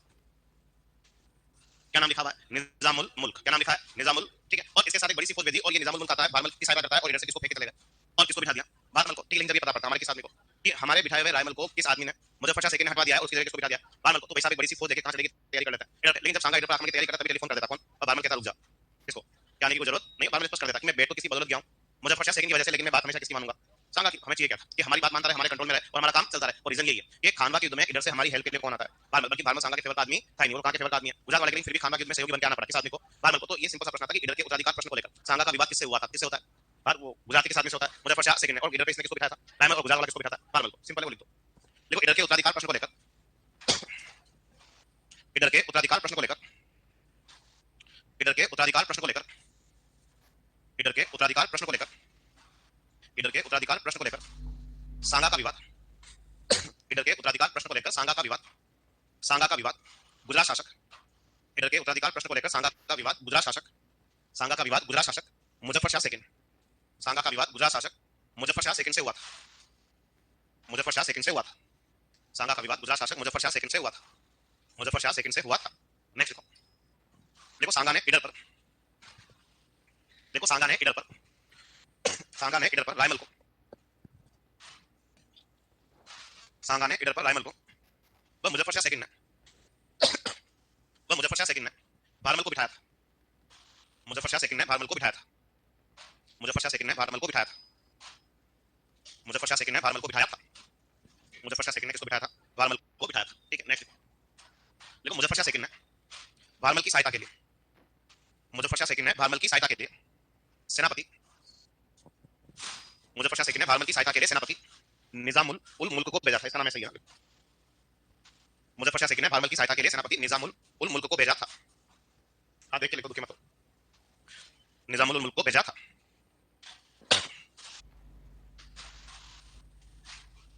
लिखा तुम लोगों ने यहाँ तक, ठीक है। अब यहाँ से आगे का सीन है वो देखो कि इतिहास से अभी आदमी जा चुका है। कौन कौन जा चुका है? सांगा। देखो सांगा इससे भी फेमस है क्योंकि सांगा की वाइफ है। सांगा की वाइफ कौन है? कर्मावती, ठीक है। जिसने मुगल शासक हुमायूं को भी राखी भेजी वगैरह, बहुत सारा सीन है, ठीक है। लेकिन इतना पढ़ेंगे नहीं क्योंकि हमें केवल प्रताप से कनेक्ट होना। किससे कनेक्ट होना? हमें केवल प्रताप तक पहुंचना, ठीक है। सांगा पहुंच चुके, हमारा नेक्स्ट टारगेट प्रताप है। लेकिन एक दो बातें सीख के आगे निकल रहे, ठीक है। सांगा के खास 4 लड़के, ठीक है। तो सांगा का जो सबसे बड़ा लड़का है उसे इतिहास में क्या बोलते हैं? सांगा के ही एक बड़े लड़के का नाम क्या है? क्या नाम बताओगे? रतन सिंह, ठीक है। एक रतन सिंह और भी फेमस आए थे 1303 वाले, अलाउद्दीन खिलजी पद्मिनी वाले। तो अभी फर्स्ट सेकंड नहीं बनाएंगे क्योंकि उनका ब्रांच चला था। वो थे रावल रतन सिंह, कौन थे? और ये शिशोदिया, ये कौन है? शिशोदिया। तो दोनों की ब्रांच में वेरिएशन आते थे, फर्स्ट सेकंड नहीं बोलते, ठीक है। इसके अलावा इन्हीं का एक लड़का जो है वो कौन है? कौन है? विक्रमादित्य। और इन्हीं का एक लड़का जो है, इन्हीं का एक लड़का जो है वो इतिहास में कौन है? उदय सिंह। तो भोजराज, रतन सिंह, विक्रमादित्य और एक का नाम क्या है? उदय सिंह, ठीक है। तो भोजराज, रतन सिंह, विक्रमादित्य और एक आदमी का नाम क्या है? उदय सिंह, ठीक है। अब है क्या कि सांगा, सांगा की वाइफ कौन है? कर्मावती, ठीक है। जिसमें कर्मावती के 2 लड़के हैं, कौन? बाकी 2 अलग पत्नियों से। तो अब सांगा के सबसे बड़े पुत्र कौन है? अब भोजराज को राजा बनने से कोई लेना देना नहीं, ये अच्छा आदमी है और ये हमेशा किसकी भक्ति में डूबा रहता है? बड़ा जोरदार शिव भक्त रहा। सांगा का बड़ा पुत्र कौन? भोजराज। नहीं, भोजराज फेमस इसलिए, भोजराज फेमस इसलिए क्योंकि वही थे जिनकी शादी किनसे हुई है। ये फेमस इसलिए है क्योंकि इनका विवाह किनसे हुआ था? मीराबाई से। और मीराबाई को तुम सब लोग जानते हो, जानते हो कि जानते हो? जानते हो कब हुआ था जन्म? 1498। कब जन्म होता है? जैसे सांगा की मृत्यु का तारीख क्या है? अरे सांगा की मृत्यु का डेट क्या है यार? 30 जनवरी 1528। वो डेट भी पूछा बड़े एग्जाम के अंदर पूछा, वो इसलिए पूछा क्योंकि किससे कनेक्ट है?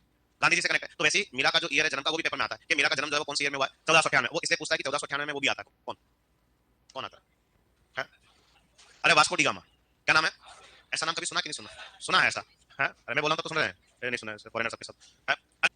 अब जानते हो मीरा के बारे में जनरली 2 प्रश्न अक्सर आते हैं। पहला प्रश्न का ये बनता है कि मीरा की भक्ति कृष्ण के प्रति किस भाव की थी? माधुर्य भाव की। किस भाव की थी? और एक जनरली प्रश्न का बनता है कि मीरा अंतिम समय कहां गुजारती है? द्वारिका गुजरात। कहां गुजारती है? द्वारिका गुजरात। तो भोजराज इसलिए फेमस है क्योंकि इनकी शादी किससे हुई है? और हमारे काम का प्रश्न क्या, कभी कभी इतना सीधा प्रश्न आता है कि मीराबाई का विवाह मेवाड़ में किस शासक के पुत्र से हुआ? हाँ वो तो सब ठीक है, तुम अभी यहाँ पे कुछ बोलो चलेगा। ये एग्जाम में प्रश्न दिया, जान पूछ दिया, बहुत आसान प्रश्न जिसमें किसी प्रकार का कोई वजन नहीं है कि मेवाड़, मीराबाई का विवाह मेवाड़ में किस शासक के पुत्र से हुआ? और मास्टर क्या करता है? वो ऑप्शन में किसको भी डालता है? सांगा को। और किसको भी डालता है? भोजराज। और हम एग्जाम में इतनी जोरदार फॉर्म में चल रहे होते हैं, हमें क्या शादी करने से मतलब है?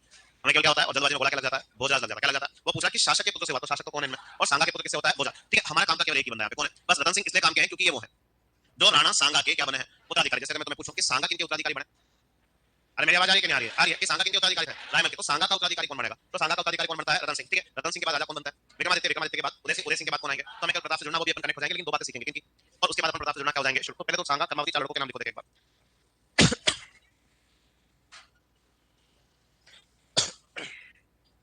हमें केवल कहां तक पहुंचना है? तो उदय सिंह के लिए क्या है वो देखो कि एक तो ये वो है जिन्होंने 1559 में क्या बसाया था?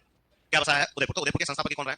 महाराणा उदय सिंह, ठीक है। अगर मैं यहाँ से कितने साल पीछे निकल जाऊं? 100 साल। तो अगर मैं यहाँ से 100 साल पीछे निकल जाऊं तो क्या आता है? 1459। और 1459 के अंदर जो है एक जगह और बन जाती है जिसका नाम क्या है? जोधपुर। और जोधपुर की स्थापना कौन कर रहा होता है? राव जोधा। तो उदयपुर और जोधपुर की स्थापना में कितने साल का डिस्टेंस है? 100 साल आगे निकले तो 1559 उदयपुर उदय सिंह ने बसाया, 100 साल पीछे आ गए तो क्या आ गया? 1459 राव जोधा किसकी स्थापना कर रहा है? जोधपुर की स्थापना, ठीक है। अब उदय सिंह के लिए याद क्या रखना वो देखो कि जब उदय सिंह राजा है और अपना शासन चला रहा है कहां से?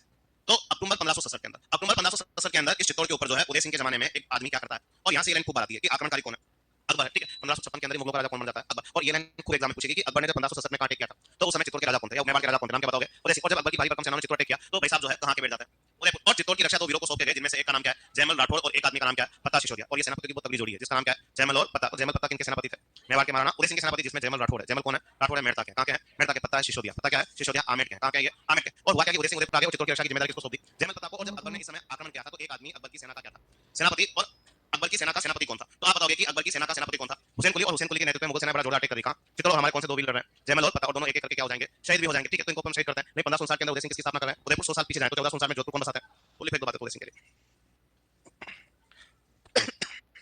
उदय सिंह ने 1559 में, तुम लोगों ने यहाँ तक, ठीक है। अब यहाँ से है क्या वो देखो कि ये दोनों आदमी मोर्चा संभाल रखे, कौन जयमल और पता, दोनों एक एक करके शहीद हो जाएंगे। सबसे पहले कौन शहीद होता है, तो कहते हैं कि जयमल जब रात के अंधेरे में चित्तौड़ के किले की दीवार जो टूट गई थी उसको सही करवा रहा होता है, तो कहते हैं कि किले के बाहर से ही अकबर ने क्या चलाई बंदूक। उस बंदूक का नाम भी किसी एग्जाम में पूछा जा चुका है, उस बंदूक का नाम क्या था, बंदूक होगी अकबर की, ठीक है। और संग्राम बंदूक जब उस अकबर ने फायर किया तो कहते हैं संग्राम बंदूक की गोली किसके पैरों में लगी, जयमल। और जयमल जी क्या हो गए, घायल हो गए, उस समय स्मार्ट भी नहीं थी, ठीक है। तो जैसे जयमल जी के पैरों में गोली लगी, जयमल जी क्या हो गए घायल, लेकिन सुबह होगी, सुबह तो युद्ध तो करना ही पड़ेगा। तो पैरों में गोली चली लगी है तो चलने फिरने में असमर्थ है, तो जैसी सुबह हुई तो चलने फिरने में असमर्थ है, लेकिन इन्होंने अपने खास आदमी को सहारा बनाया। और वो इनका भतीजा था जो कहां से आया हुआ था, कहां से आया हुआ था शिवाना से। और इनका बड़ा फेमस भतीजा है, और वो भतीजा कौन थे कल्ला जी राठौड़। और अगली सुबह जयमल जी इनके कंधों पे विराज गए, और दोनों काका भतीजे बड़ा जोरदार क्या करते हैं, युद्ध करते हैं, और दोनों वीर गति को क्या हो जाते हैं, ये वही दौर था जहां इतिहास में अमर हो गए, कौन चार हाथों वाले देवता, किनको कहा जाता है कल्ला जी राठौड़। और दोनों काका भतीजे युद्ध में क्या हो जाते हैं शहीद। और सारा भार जो है अब किसके ऊपर आ गया, पता के ऊपर आ गया। पता को लग रहा है कि अकबर की सेना के सामने लंबा चल नहीं पाएंगे, तो फिर भी पता नहीं युद्ध जो है वो कब तक खींच लिया, फरवरी 1568 तक। और जब इसको लगा कि युद्ध अब ज्यादा समय तक खींचेगा नहीं, अकबर की सेना के सामने टिक नहीं पाएंगे, तो हम लोगों ने पता के नेतृत्व में क्या कर लिया, पता के नेतृत्व में क्या कर लिया केसरिया। और पता की वाइफ जो जयमल जी की बहन थी, नाम क्या था फूल कवर। और हम लोगों ने फूल कवर के नेतृत्व में क्या कर लिया, केसरिया हमेशा पुरुष करते हैं युद्ध के मैदान में, जो हमेशा महिलाएं करती है अपने आप को अग्नि के समर्पित करती है। और इतना तो तुम बहुत अच्छे समझते हो, जहां केसरिया भी होता है और जौहर भी होता है उसे एक वर्ड में क्या कहते हैं। वैसे ये चित्तौड़ की हिस्ट्री का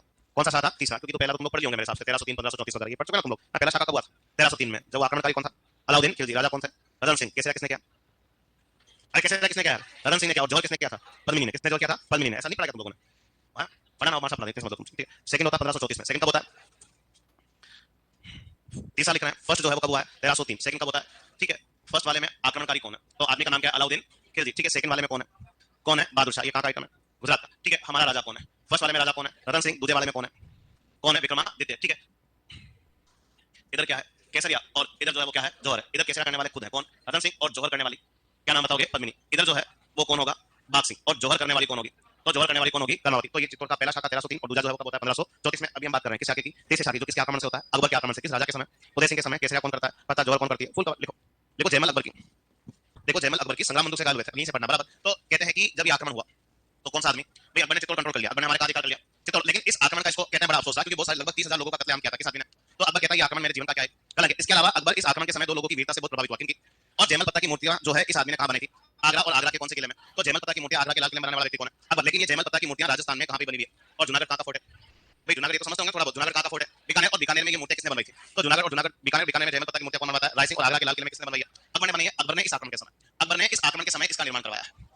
अकबर ने इस आक्रमण के समय किसका निर्माण करवाया, मोहर मंगली, एक प्लेटफॉर्म, एक चबूतरा है, ठीक है। तो ये चित्तौड़ के किले की हाइट बड़ी जोरदार थी, और अकबर को अगर चित्तौड़ अटैक करना है तो किले की दीवार क्या करनी पड़ेगी, तोड़नी पड़ेगी। और किले की दीवार तोड़नी पड़ेगी तो क्या रखना पड़ेगा, हाइट पे रखना पड़ेगा। और हाइट पे रखने के लिए उसने एक प्लेटफॉर्म बनाया जिसका नाम क्या था, मोहर मंगली रखा। और मोहर मंगली नाम इसलिए आ गया क्योंकि इसमें काम करने वाले हर एक आदमी को अकबर ने क्या दिया, एक एक मोहर। मोहर अकबर के जमाने का सोने का सिक्का है, और इसलिए उस प्लेटफॉर्म का नाम जो क्या दिया गया। तो अकबर ने राजस्थान के आक्रमण के समय मोहर मंगली का निर्माण करवाया। तो चित्तौड़ आक्रमण 1567 में इसने किया, और अकबर जब चित्तौड़ अधिकार करता बड़ा खुश हुआ। और अकबर चित्तौड़ जीतने के बाद सबसे पहले कहां गया, तो आप बताओगे कि अकबर चित्तौड़ जीतने के बाद सबसे पहले कहां गया, गरीब नवाज की दरगाह। और गरीब नवाज की दरगाह कहां है, गरीब नवाज की दरगाह कहां है अजमेर। और वो गरीब नवाज कौन है, ख्वाजा मोइनुद्दीन चिश्ती। आपने का नाम क्या है, ख्वाजा मोइनुद्दीन चिश्ती। और अकबर वैसे टोटल गरीब नवाज की दरगाह पर कितनी बार गया, तो अकबर गरीब नवाज की दरगाह पर टोटल कितनी बार जाता है, 14 बार जाता है। जब बड़े एग्जाम में पढ़ते हैं 2 बार पैदल भी गया था, बाकी गया मोटरसाइकिल पे, ठीक है। तो अकबर गरीब नवाज की दरगाह पर टोटल कितनी बार गया, 14 बार। और 2 बार पैदल गया, एक तो इसी कंडीशन में जब अकबर क्या जीता चित्तौड़, और जब उसका अकबर का छोटा पैदा हुआ था सलीम, क्या नाम था, सलीम को जहांगीर भी कहते हैं, और तभी वो पैदल गया था। तो 14 बार टोटल गरीब नवाज की दरगाह पे जाता कौन, अकबर। और 1572 में उदय सिंह की क्या हो जाती है, और 28 फरवरी 1572 उदय सिंह की मृत्यु हुई। और जगह कौन सी होगी, वो कौन था, और बड़े विशेष जिस दिन लोग क्या बना रहे थे, उस दिन मेवाड़ के किस बड़े राजा की मृत्यु हुई है, उदय सिंह की मृत्यु। कल से आगे अपने को लिखना है, एक तो अकबर इस चित्तौड़ आक्रमण को अपने जीवन का क्या ठहराता है, किन दो लोगों की वीरता से प्रभावित है, और इनकी मूर्तियां कहां बनाने गया, आगरा के लाल किले में। इसी आक्रमण के समय किसका निर्माण हुआ,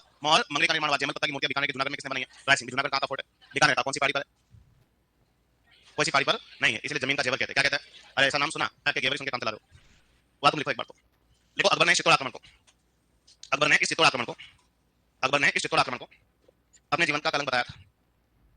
शासनकाल याद होना ही चाहिए, 1572 से 1597 में। हेडिंग डालो महाराणा प्रताप शासनकाल लिखो 1572 से 97, 1572 से 1597, 1572 से 1597 किसका शासनकाल है, महाराणा प्रताप। जैसे वो कुंभा का शासनकाल लिखा था कैसा है, अरे मेरी आवाज आ रही है कि नहीं आ रही है, आ रही है, मुझे लगता है नहीं आ रही शायद। अरे कुंभा का शासनकाल कब से कब तक था, 1433 से 1468। कब से कब तक था, 1433 से 1468 सांगा का शासनकाल है।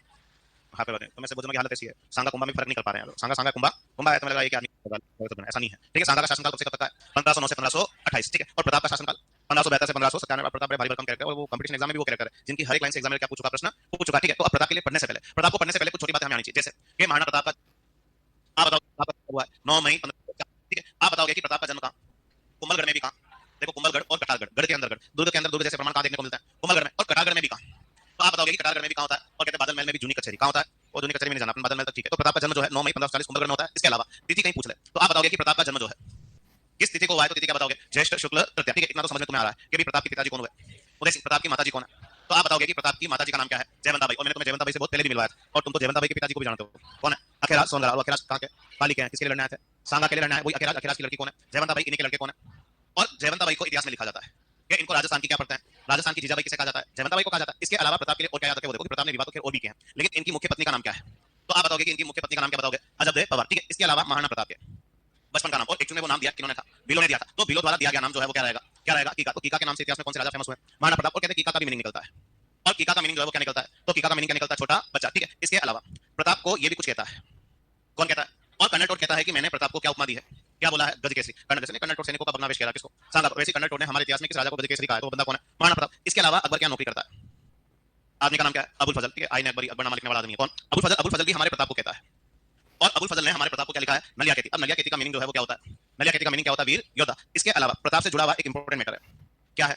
अपन डिस्कस करेंगे, ठीक है। तो प्रताप का राज्याभिषेक जो है, प्रताप का राज्याभिषेक कब होता है? 28 फरवरी 1572। और प्रताप का राज्याभिषेक 28 फरवरी 1572 कहां हुआ? और ध्यान रखोगे गोकुंदा में भी कहां? तो गोकुंदा में भी कहां होता है? तो गोकुंदा में भी कहां होता है? महादेव बावड़ी। बावड़ी से याद आ रहा, तुमने पहले भी कोई बावड़ी बना रखी है, गोसुंडी जी की बावड़ी। क्या बनाई है? ऐसा लिखा था क्या? तो गोसुंडी जी की बावड़ी कहां? चित्तौड़ में। किसने बनाई थी? श्रृंगार देवी ने। किसके जमाने में? अरे उसके जमाने में बनाई, रायमल के जमाने में। किसके जमाने में बनाई?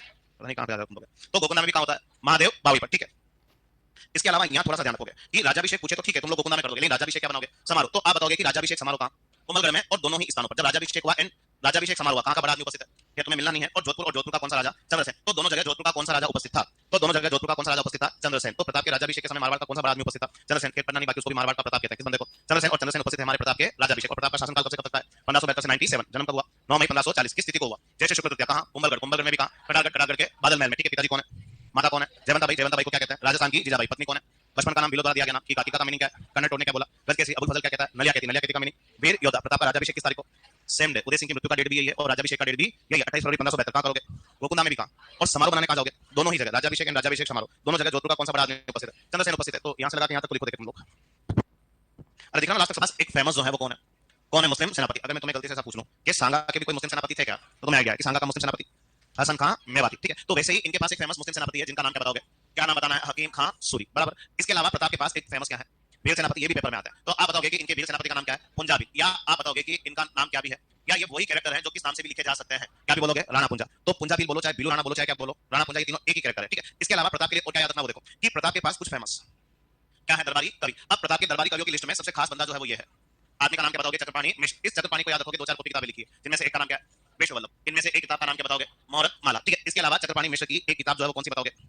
क्या बताओगे? राज्याभिषेक पद्धति। और इस बंदे की एक किताब का नाम क्या बताओगे? व्यवहार आदर्श। क्या नाम बताना है? तो चार किताबें लिखी है, विश्ववल्लभ, मुहूर्त माला, राज्याभिषेक पद्धति और व्यवहार आदर्श। चारों किताब लिखने वाले कौन है? किसके यहाँ नौकरी करता है? प्रताप। और कभी वहां प्रश्न बढ़ जाएगा कि चक्रपाणी मिश्र ने कौन सी किताब नहीं लिखी है? जो लिखी चारों किताबें क्या रखनी पड़ेगी? और यहाँ पे भी तुम लोग विश्ववल्लभ लिख रहे हो, लेकिन मैंने तुम्हें राजवल्लभ लिखाई है। मैंने तुम्हें क्या लिखाई है? और किसने लिखी थी? मंडन ने लिखी है। किसने लिखी है? और मंडन किसके नौकरी करता था? कुंभा। क्या कहाँ का आदमी? गुजरात का आदमी था। कौन सा फोर्ट डिजाइन किया? कुंभलगढ़ को डिजाइन करता, ठीक है। इसके अलावा इसी के नौकरी करता एक ऐसा बंदा, आदमी का नाम क्या है? माला साधु। और माला साधु का ग्रंथ है, और माला साधु का ग्रंथ जो है वो क्या है? प्रताप का जुलना, ठीक है। इसके अलावा कौन नौकरी करता है? मुनि हेमरतन। और मुनि हेमरतन का एक लंबा चौड़ा ग्रंथ है, कौन सा? गौरा बादल पद्मिनी चरित्र चौपाई। एक ही ग्रंथ का लंबा सा नाम है, क्या नाम बताओगे? गौरा बादल पद्मिनी चरित्र चौपाई। और इस ग्रंथ को लिखने वाला राइटर कौन है? और उन कैरेक्टर्स के नाम कभी सुने तुमने? गौरा बादल कौन है? मेवाड़ में रतन सिंह के सेनापति है, ठीक है। पद्मिनी कौन है? रतन सिंह की क्या है? वाइफ है। और पद्मिनी ने किसको लाके भेजी थी? नहीं, मैं तो देख रहा हूँ तुम्हें से कौन कौन भिजवा रहा है। मतलब इसे आइडिया लगता है कि तुम कितने स्ट्रॉन्ग हो माइंड से। मास्टर साले नहीं लगना है। स्कॉलर हो ना, आके बंद करके मास्टर को उदाहरण बनने से कूद रहे हो। नहीं, गलत बात है। स्कॉलर मत करो, मास्टर के जैसा मान के घूम रहे हो। और राखी भेजने वाली कर्मावती कौन है? कर्मावती, क्या, ठीक है। जो कांस्टेबल के पेपर होता है ना, कांस्टेबल के जनरली कांस्टेबल के पेपर पुलिस वाली बनाती है, जिसका नाम क्या है? वैसे जीवदत्त प्रताप के जमाने में था, इनके लड़के के पास भी था, अमर सिंह के जमाने में, ठीक है। इसका भी एक ग्रंथ है। और आप बताओगे कि इसके ग्रंथ का नाम क्या है? अमरसार। तो अमरसार लिखने वाला कौन? जीवदत्त। गोरा बादल पद्मिनी चरित्र चौपाई लिखने वाला कौन है? प्रताप का जुलना, माला साधु, राज्याभिषेक पद्धति, व्यवहार आदर्श, विश्ववल्लभ, मुहूर्त माला कौन लिखता है? चक्रपाणी मिश्र। इसके अलावा प्रताप के समकालीन एक फेमस क्या था? और आप बताओगे कि प्रताप के समकालीन जो फेमस चित्रकार है वो कौन सा है? निसारदी। या निसारदी को किस नाम से भी तुम लोग जान सकते हो? निसारुद्दीन भी कह सकते हो। ये प्रताप के जमाने में मौजूद था, और आदमी किस चित्रकला शैली का आर्टिस्ट है? तो चावन चित्रकला शैली, मेवाड़ का एक पार्ट है, कौन सा है? चावन चित्रकला शैली। और उसी जुड़ा हुआ एक फोटोग्राफर जिसका नाम क्या है? निसारदी। और निसारदी किसके जमाने में मौजूद है? प्रताप के जमाने में यहाँ ये बंदा प्रश्न दे सकता है, कौन? चक्रपाणी मिश्र। बाकी प्रताप का वीर सेनापति कौन है? कौन जावे? जो मेवाड़ का राज चिन्ह है। मेवाड़ का क्या है? राज चिन्ह, जिसमें एक साइड प्रताप का फोटो आता है, एक साइड किसका फोटो आता है? तो वो मेवाड़ के राज चिन्ह में किस वीर सेनापति का फोटो है? तो किसका फोटो आता है? कौन जावे? इनके मुस्लिम सेनापति कौन है? हाकिम खान सूरी। तो ये लिखो, देखें,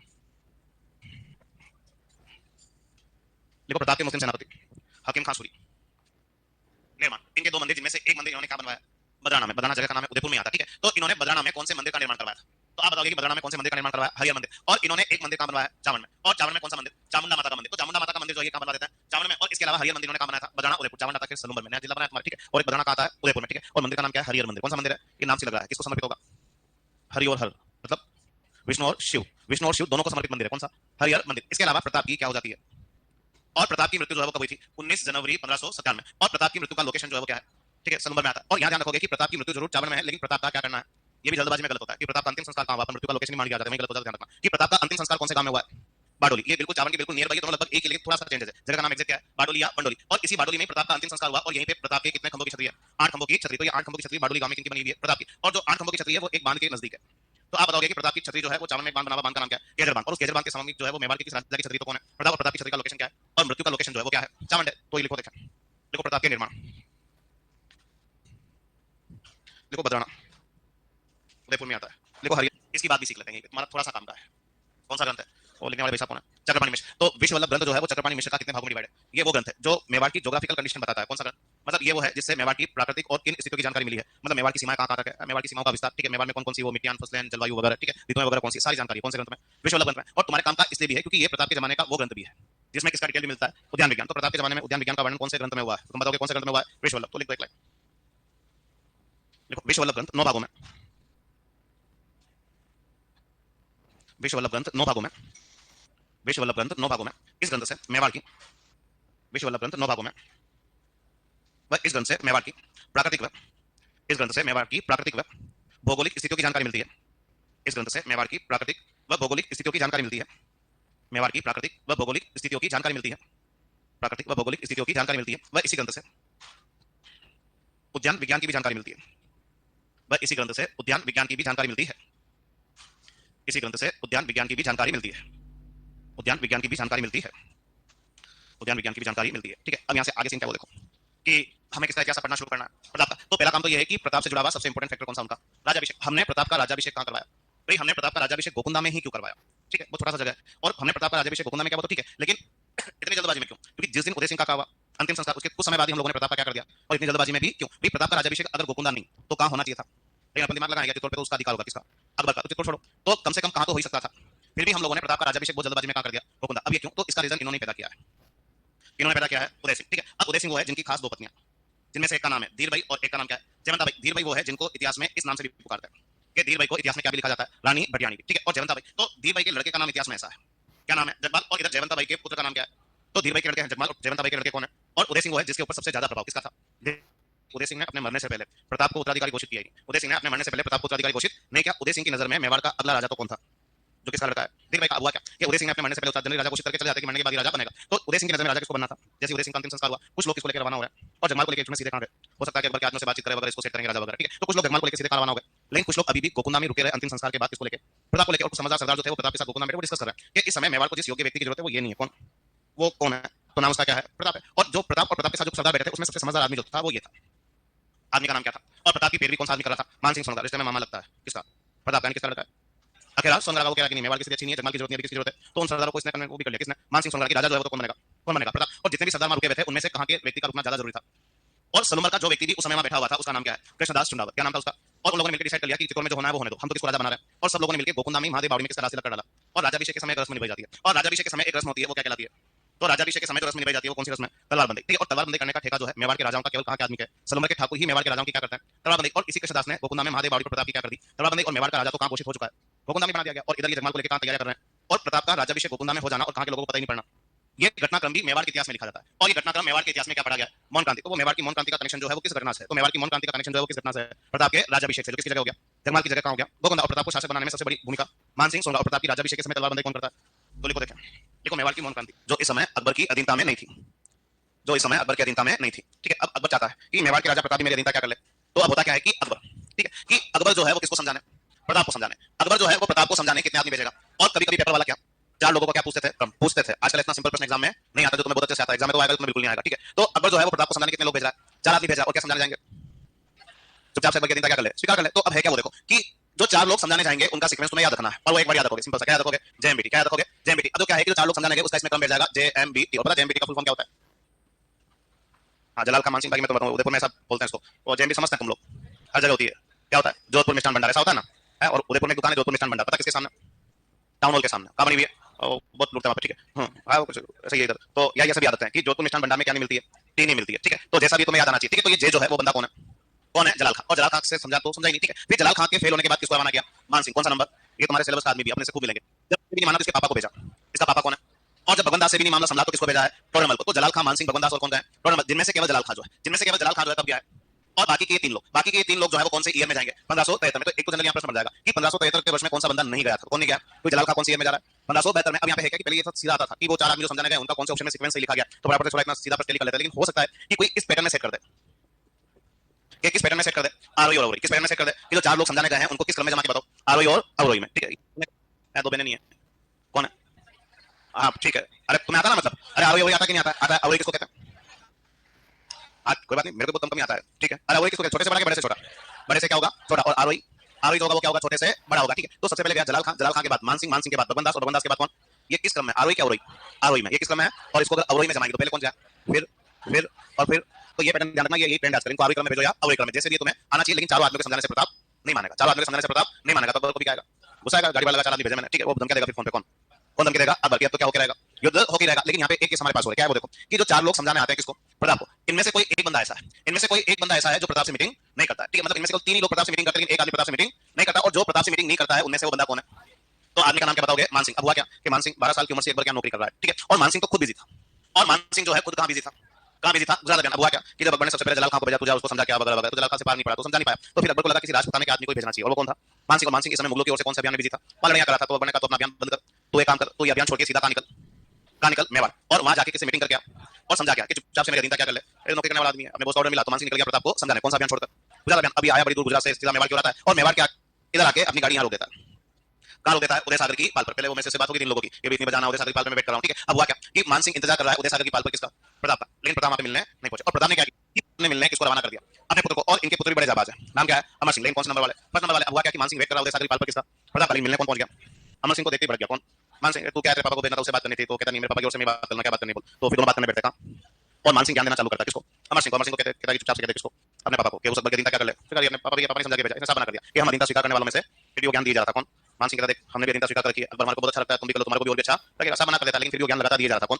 यहाँ एक काम की बात हमारी है, क्या है कि जब मान सिंह ये सब बातें किसको समझा रहा था, अमर सिंह। तो मान सिंह ये भी समझाता है कि जब मुगलों की अधीनता स्वीकार करते हैं तो मुगलों को क्या भेजना पड़ता है, क्या भेजना पड़ता है, नजराना, या अपनी भाषा में क्या है भैया गिफ्ट वगैरह, हीरे जवाहरात, सोना चांदी, हाथी घोड़े रुपए पैसे जो भी है। तो कह रहा है सिंपल सा कि मान सिंह कह रहा है कि भाई तुम जब मान लो मुगलों की अधीनता स्वीकार कर लो, या मान लो तुम अकबर की अधीनता स्वीकार कर लोगे, तो अकबर को तुम लोगों से किसी प्रकार का सोना चांदी, हीरे जवाहरात नहीं चाहिए। तुम तो केवल अकबर को क्या देके काम चला लोगे, केवल ये देके काम चला लोगे, इससे भी अकबर तुम्हारे से क्या हो जाएगा, खुश हो जाएगा। और क्या देके काम चला लेना, राम प्रसाद। अब यहाँ पे राम प्रसाद जो है पता कौन है, किसी आदमी का नाम नहीं है। यहाँ प्रताप का एक बड़ा ही फेमस हाथी है जिसका नाम क्या है, अब ये फेमस क्यों है इसकी चर्चा तो अपन आगे पढ़ेंगे। लेकिन मुगलों की ओर से राम प्रसाद को पाने की डिमांड, मुगलों की ओर से राम प्रसाद को पाने की डिमांड सबसे पहले कौन सा बंदा रख गया, मान सिंह। जब वो आया तो किससे मिलने था, मिल कौन गया, कहाँ मीटिंग होगी, उदय सागर की पाल पर। वो प्रश्न काम का कि जब प्रताप को समझाने मेवाड़ आया तो कौन से अभियान पर था, तो आप बताओगे कौन से अभियान पर था, गुजरात अभियान पर। और सब लोगों के समझाने से प्रताप नहीं माने तो क्या होना है, युद्ध होना। और युद्ध छोटा मोटा नहीं होगा, इतिहास का बड़ा युद्ध होना, जिसको हम लोग क्या कहेंगे, हल्दी घाटी का युद्ध, वो भी खेलते हैं, ठीक है। तो देखो अकबर ने प्रताप को समझाने, अकबर ने प्रताप को समझाने फाइट होके रहेगी, और इतिहास में एक बड़ा भारी भरकम युद्ध रचा जाएगा, जिसका नाम इतिहास में क्या होगा, जिसका नाम इतिहास में क्या होगा, हल्दी घाटी का, ठीक है। अब हल्दी घाटी की भी लंबी छोटी कहानी और बड़ा फेमस युद्ध रहेगा, कौन सा, हल्दी घाटी। तो एक एक करके बात शुरू करते हैं। पहला काम तुम्हें तारीख एक याद रखनी है कि ये युद्ध जो है वो किस तारीख को हुआ है, 18 जून 1576। बहुत सारे अच्छे जो ऑथर लेखक हैं, या कुछ अच्छी किताबों में इसका डेट 21 जून भी आता है, लेकिन हमें तारीख एक करनी है, कौन सी, 18 जून। इसके अलावा हल्दी घाटी युद्ध को शुरू करने से पहले कुछ छोटी बातें हमें आनी चाहिए। पहला काम, जैसे हल्दी घाटी का मैदान कौन सी डिस्ट्रिक्ट में है, तो आप बताओगे कि हल्दी घाटी का मैदान जो है वो कौन से जिले में है, राजसमंद में, ठीक है। जैसे अगर मैं तुम्हें पूछूं कि वो सारंगपुर का मैदान कहाँ है, मध्य प्रदेश में, ठीक है। वो बयाना का कहाँ है, भरतपुर में। वो बदनौर का कहाँ है, ब्यावर में, ठीक है। जैसे वो खातोली का कहाँ है, कोटा में। जैसे वो बाड़ी वाला कहाँ है, धौलपुर, वो खानवा वाला भरतपुर में भी कहाँ, रोहतास तहसील में, ठीक है। तो वैसे इसका लोकेशन जो है वो कहाँ है, राजसमंद। और राजसमंद की कौन सी तहसील, तो कहाँ है, कन्नौज। और ये युद्ध मैदान जो है वो बिल्कुल किसके बीच में बसा हुआ है, कन्नौज की पहाड़ियों के बीच में। ये युद्ध मैदान कौन सी नदी किनारे है, और ये हल्दी घाटी का जो क्षेत्र है, ये हल्दी घाटी का जो युद्ध मैदान है वो और किस नाम से भी याद रखा जाता है, तो तुम लोग बताओगे कि हल्दी घाटी का मैदान जो है वो किस नाम से पढ़ा जाता है, रक्ततलय। किस नाम से पढ़ा जाता है, रक्ततलय के नाम से। तो राजस्थान की हिस्ट्री का कौन सा युद्ध मैदान रक्ततलय के नाम से फेमस है, तो बैटलफील्ड तुम्हारा कौन सा हो गया, हल्दी घाटी। इसके अलावा हल्दी घाटी का मैदान जो है वो किस काल में फेमस रह चुका है, मुगल काल में। और हल्दी घाटी का मैदान मुगल काल में क्यों फेमस रहा, तो यहाँ पे क्या होती थी, गुलाबों की क्या होती थी खेती, और गुलाबों की किस्में कौन सी? वो चैती दशमक गुलाब उनको जनरली यूं कहते हैं। तो चैती गुलाबों की खेती के लिए कौन सा बैटलफील्ड फेमस रहा?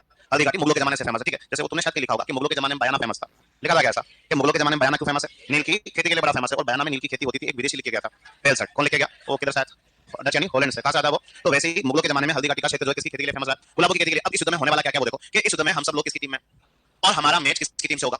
किसकी टीम से होगा? अकबर की टीम से। अब हुआ क्या सीन कि प्रताप को भी लग रहा है कि बड़ा युद्ध है, और अकबर को भी क्या लग रहा है? बड़ा युद्ध है, और दोनों ओर से बड़ी बड़ी तैयारियां होना क्या हो जाती है? शुरू हो जाती है। तो हम भी तैयारी में लग गए, उधर वो भी तैयारी में लग गया। कौन? अकबर। और अकबर अपने अधिकारियों की एक मीटिंग बुलाता है, और वो मीटिंग जो है इसने कहां बुलाई? कहां बुलाता है? मैगजीन। लगभग सब जानते हो कि मैगजीन कहां का फोर्ट है?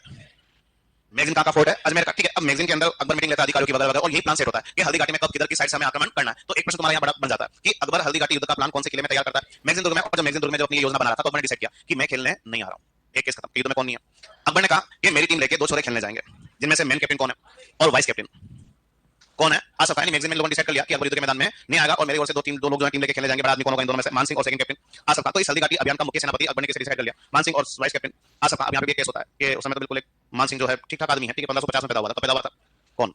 मान सिंह, ठीक है। लड़ाई झगड़ा कब हो रहा है? 76। तो मान सिंह कितने साल का होगा? 26 साल का। मतलब बहुत बड़ा अभियान होने वाला, मुगलों को पहले से ध्यान था। और इतने महत्वपूर्ण अभियान की कमान अकबर ने किस छोरे को सौंप दी? मान सिंह को सौंप दी। जो मुगलों के अनुभवी आदमी थे, बड़े बड़े अधिकारी थे, वो सब नाराज हो जाते हैं किस बंदे से, और नाराज होकर मुंह फुला के बैठ जाते हैं। लेकिन जब युद्ध शुरू हुआ ना, तो वहां जाके जो लोग नाराज होंगे इससे, वो उनको आइडिया लगता है ये वो शाना आदमी कौन, जान पूछ के किसको सेनापति बनाया था? मान सिंह को। लेकिन जो लोग अभी अकबर से नाराज है, जैसे युद्ध चालू होगा वो लोग अकबर से क्या हो जाएगा, वो लोग कहेंगे कि वो इसलिए राजा बना है। इतना दिमाग वाला था कौन? अकबर ने जान पूछ के किसको सेनापति बनाया था। अब वो ऐसा क्या था, अपन वहां फाइट करेंगे तब सोचेंगे। तो अकबर की ओर से दो जने टीम लेके खेलने आएंगे, मान सिंह और एक का नाम क्या है, और मान सिंह के नेतृत्व में मुगल सेना मेवाड़ पर क्या करेगी? अटैक करेगी। तो हल्दी घाटी का युद्ध जो है किस तारीख को खेलना है? 18 जून 1576। कुछ छोटी बात है कि हल्दी घाटी का मैदान कौन से जिले में, कौन सी तहसील, कमनौर, कौन सी नदी किनारे, तो ये किस नाम से फेमस है? रक्त के नाम से। और ये मुगल काल में किसी खेती के लिए फेमस है। और अकबर इस युद्ध का प्लान कहां सेट करता है? मैगजीन में सेट करता है। तो लिखना शुरू करो, देख हेडिंग डालो, हल्दी घाटी का युद्ध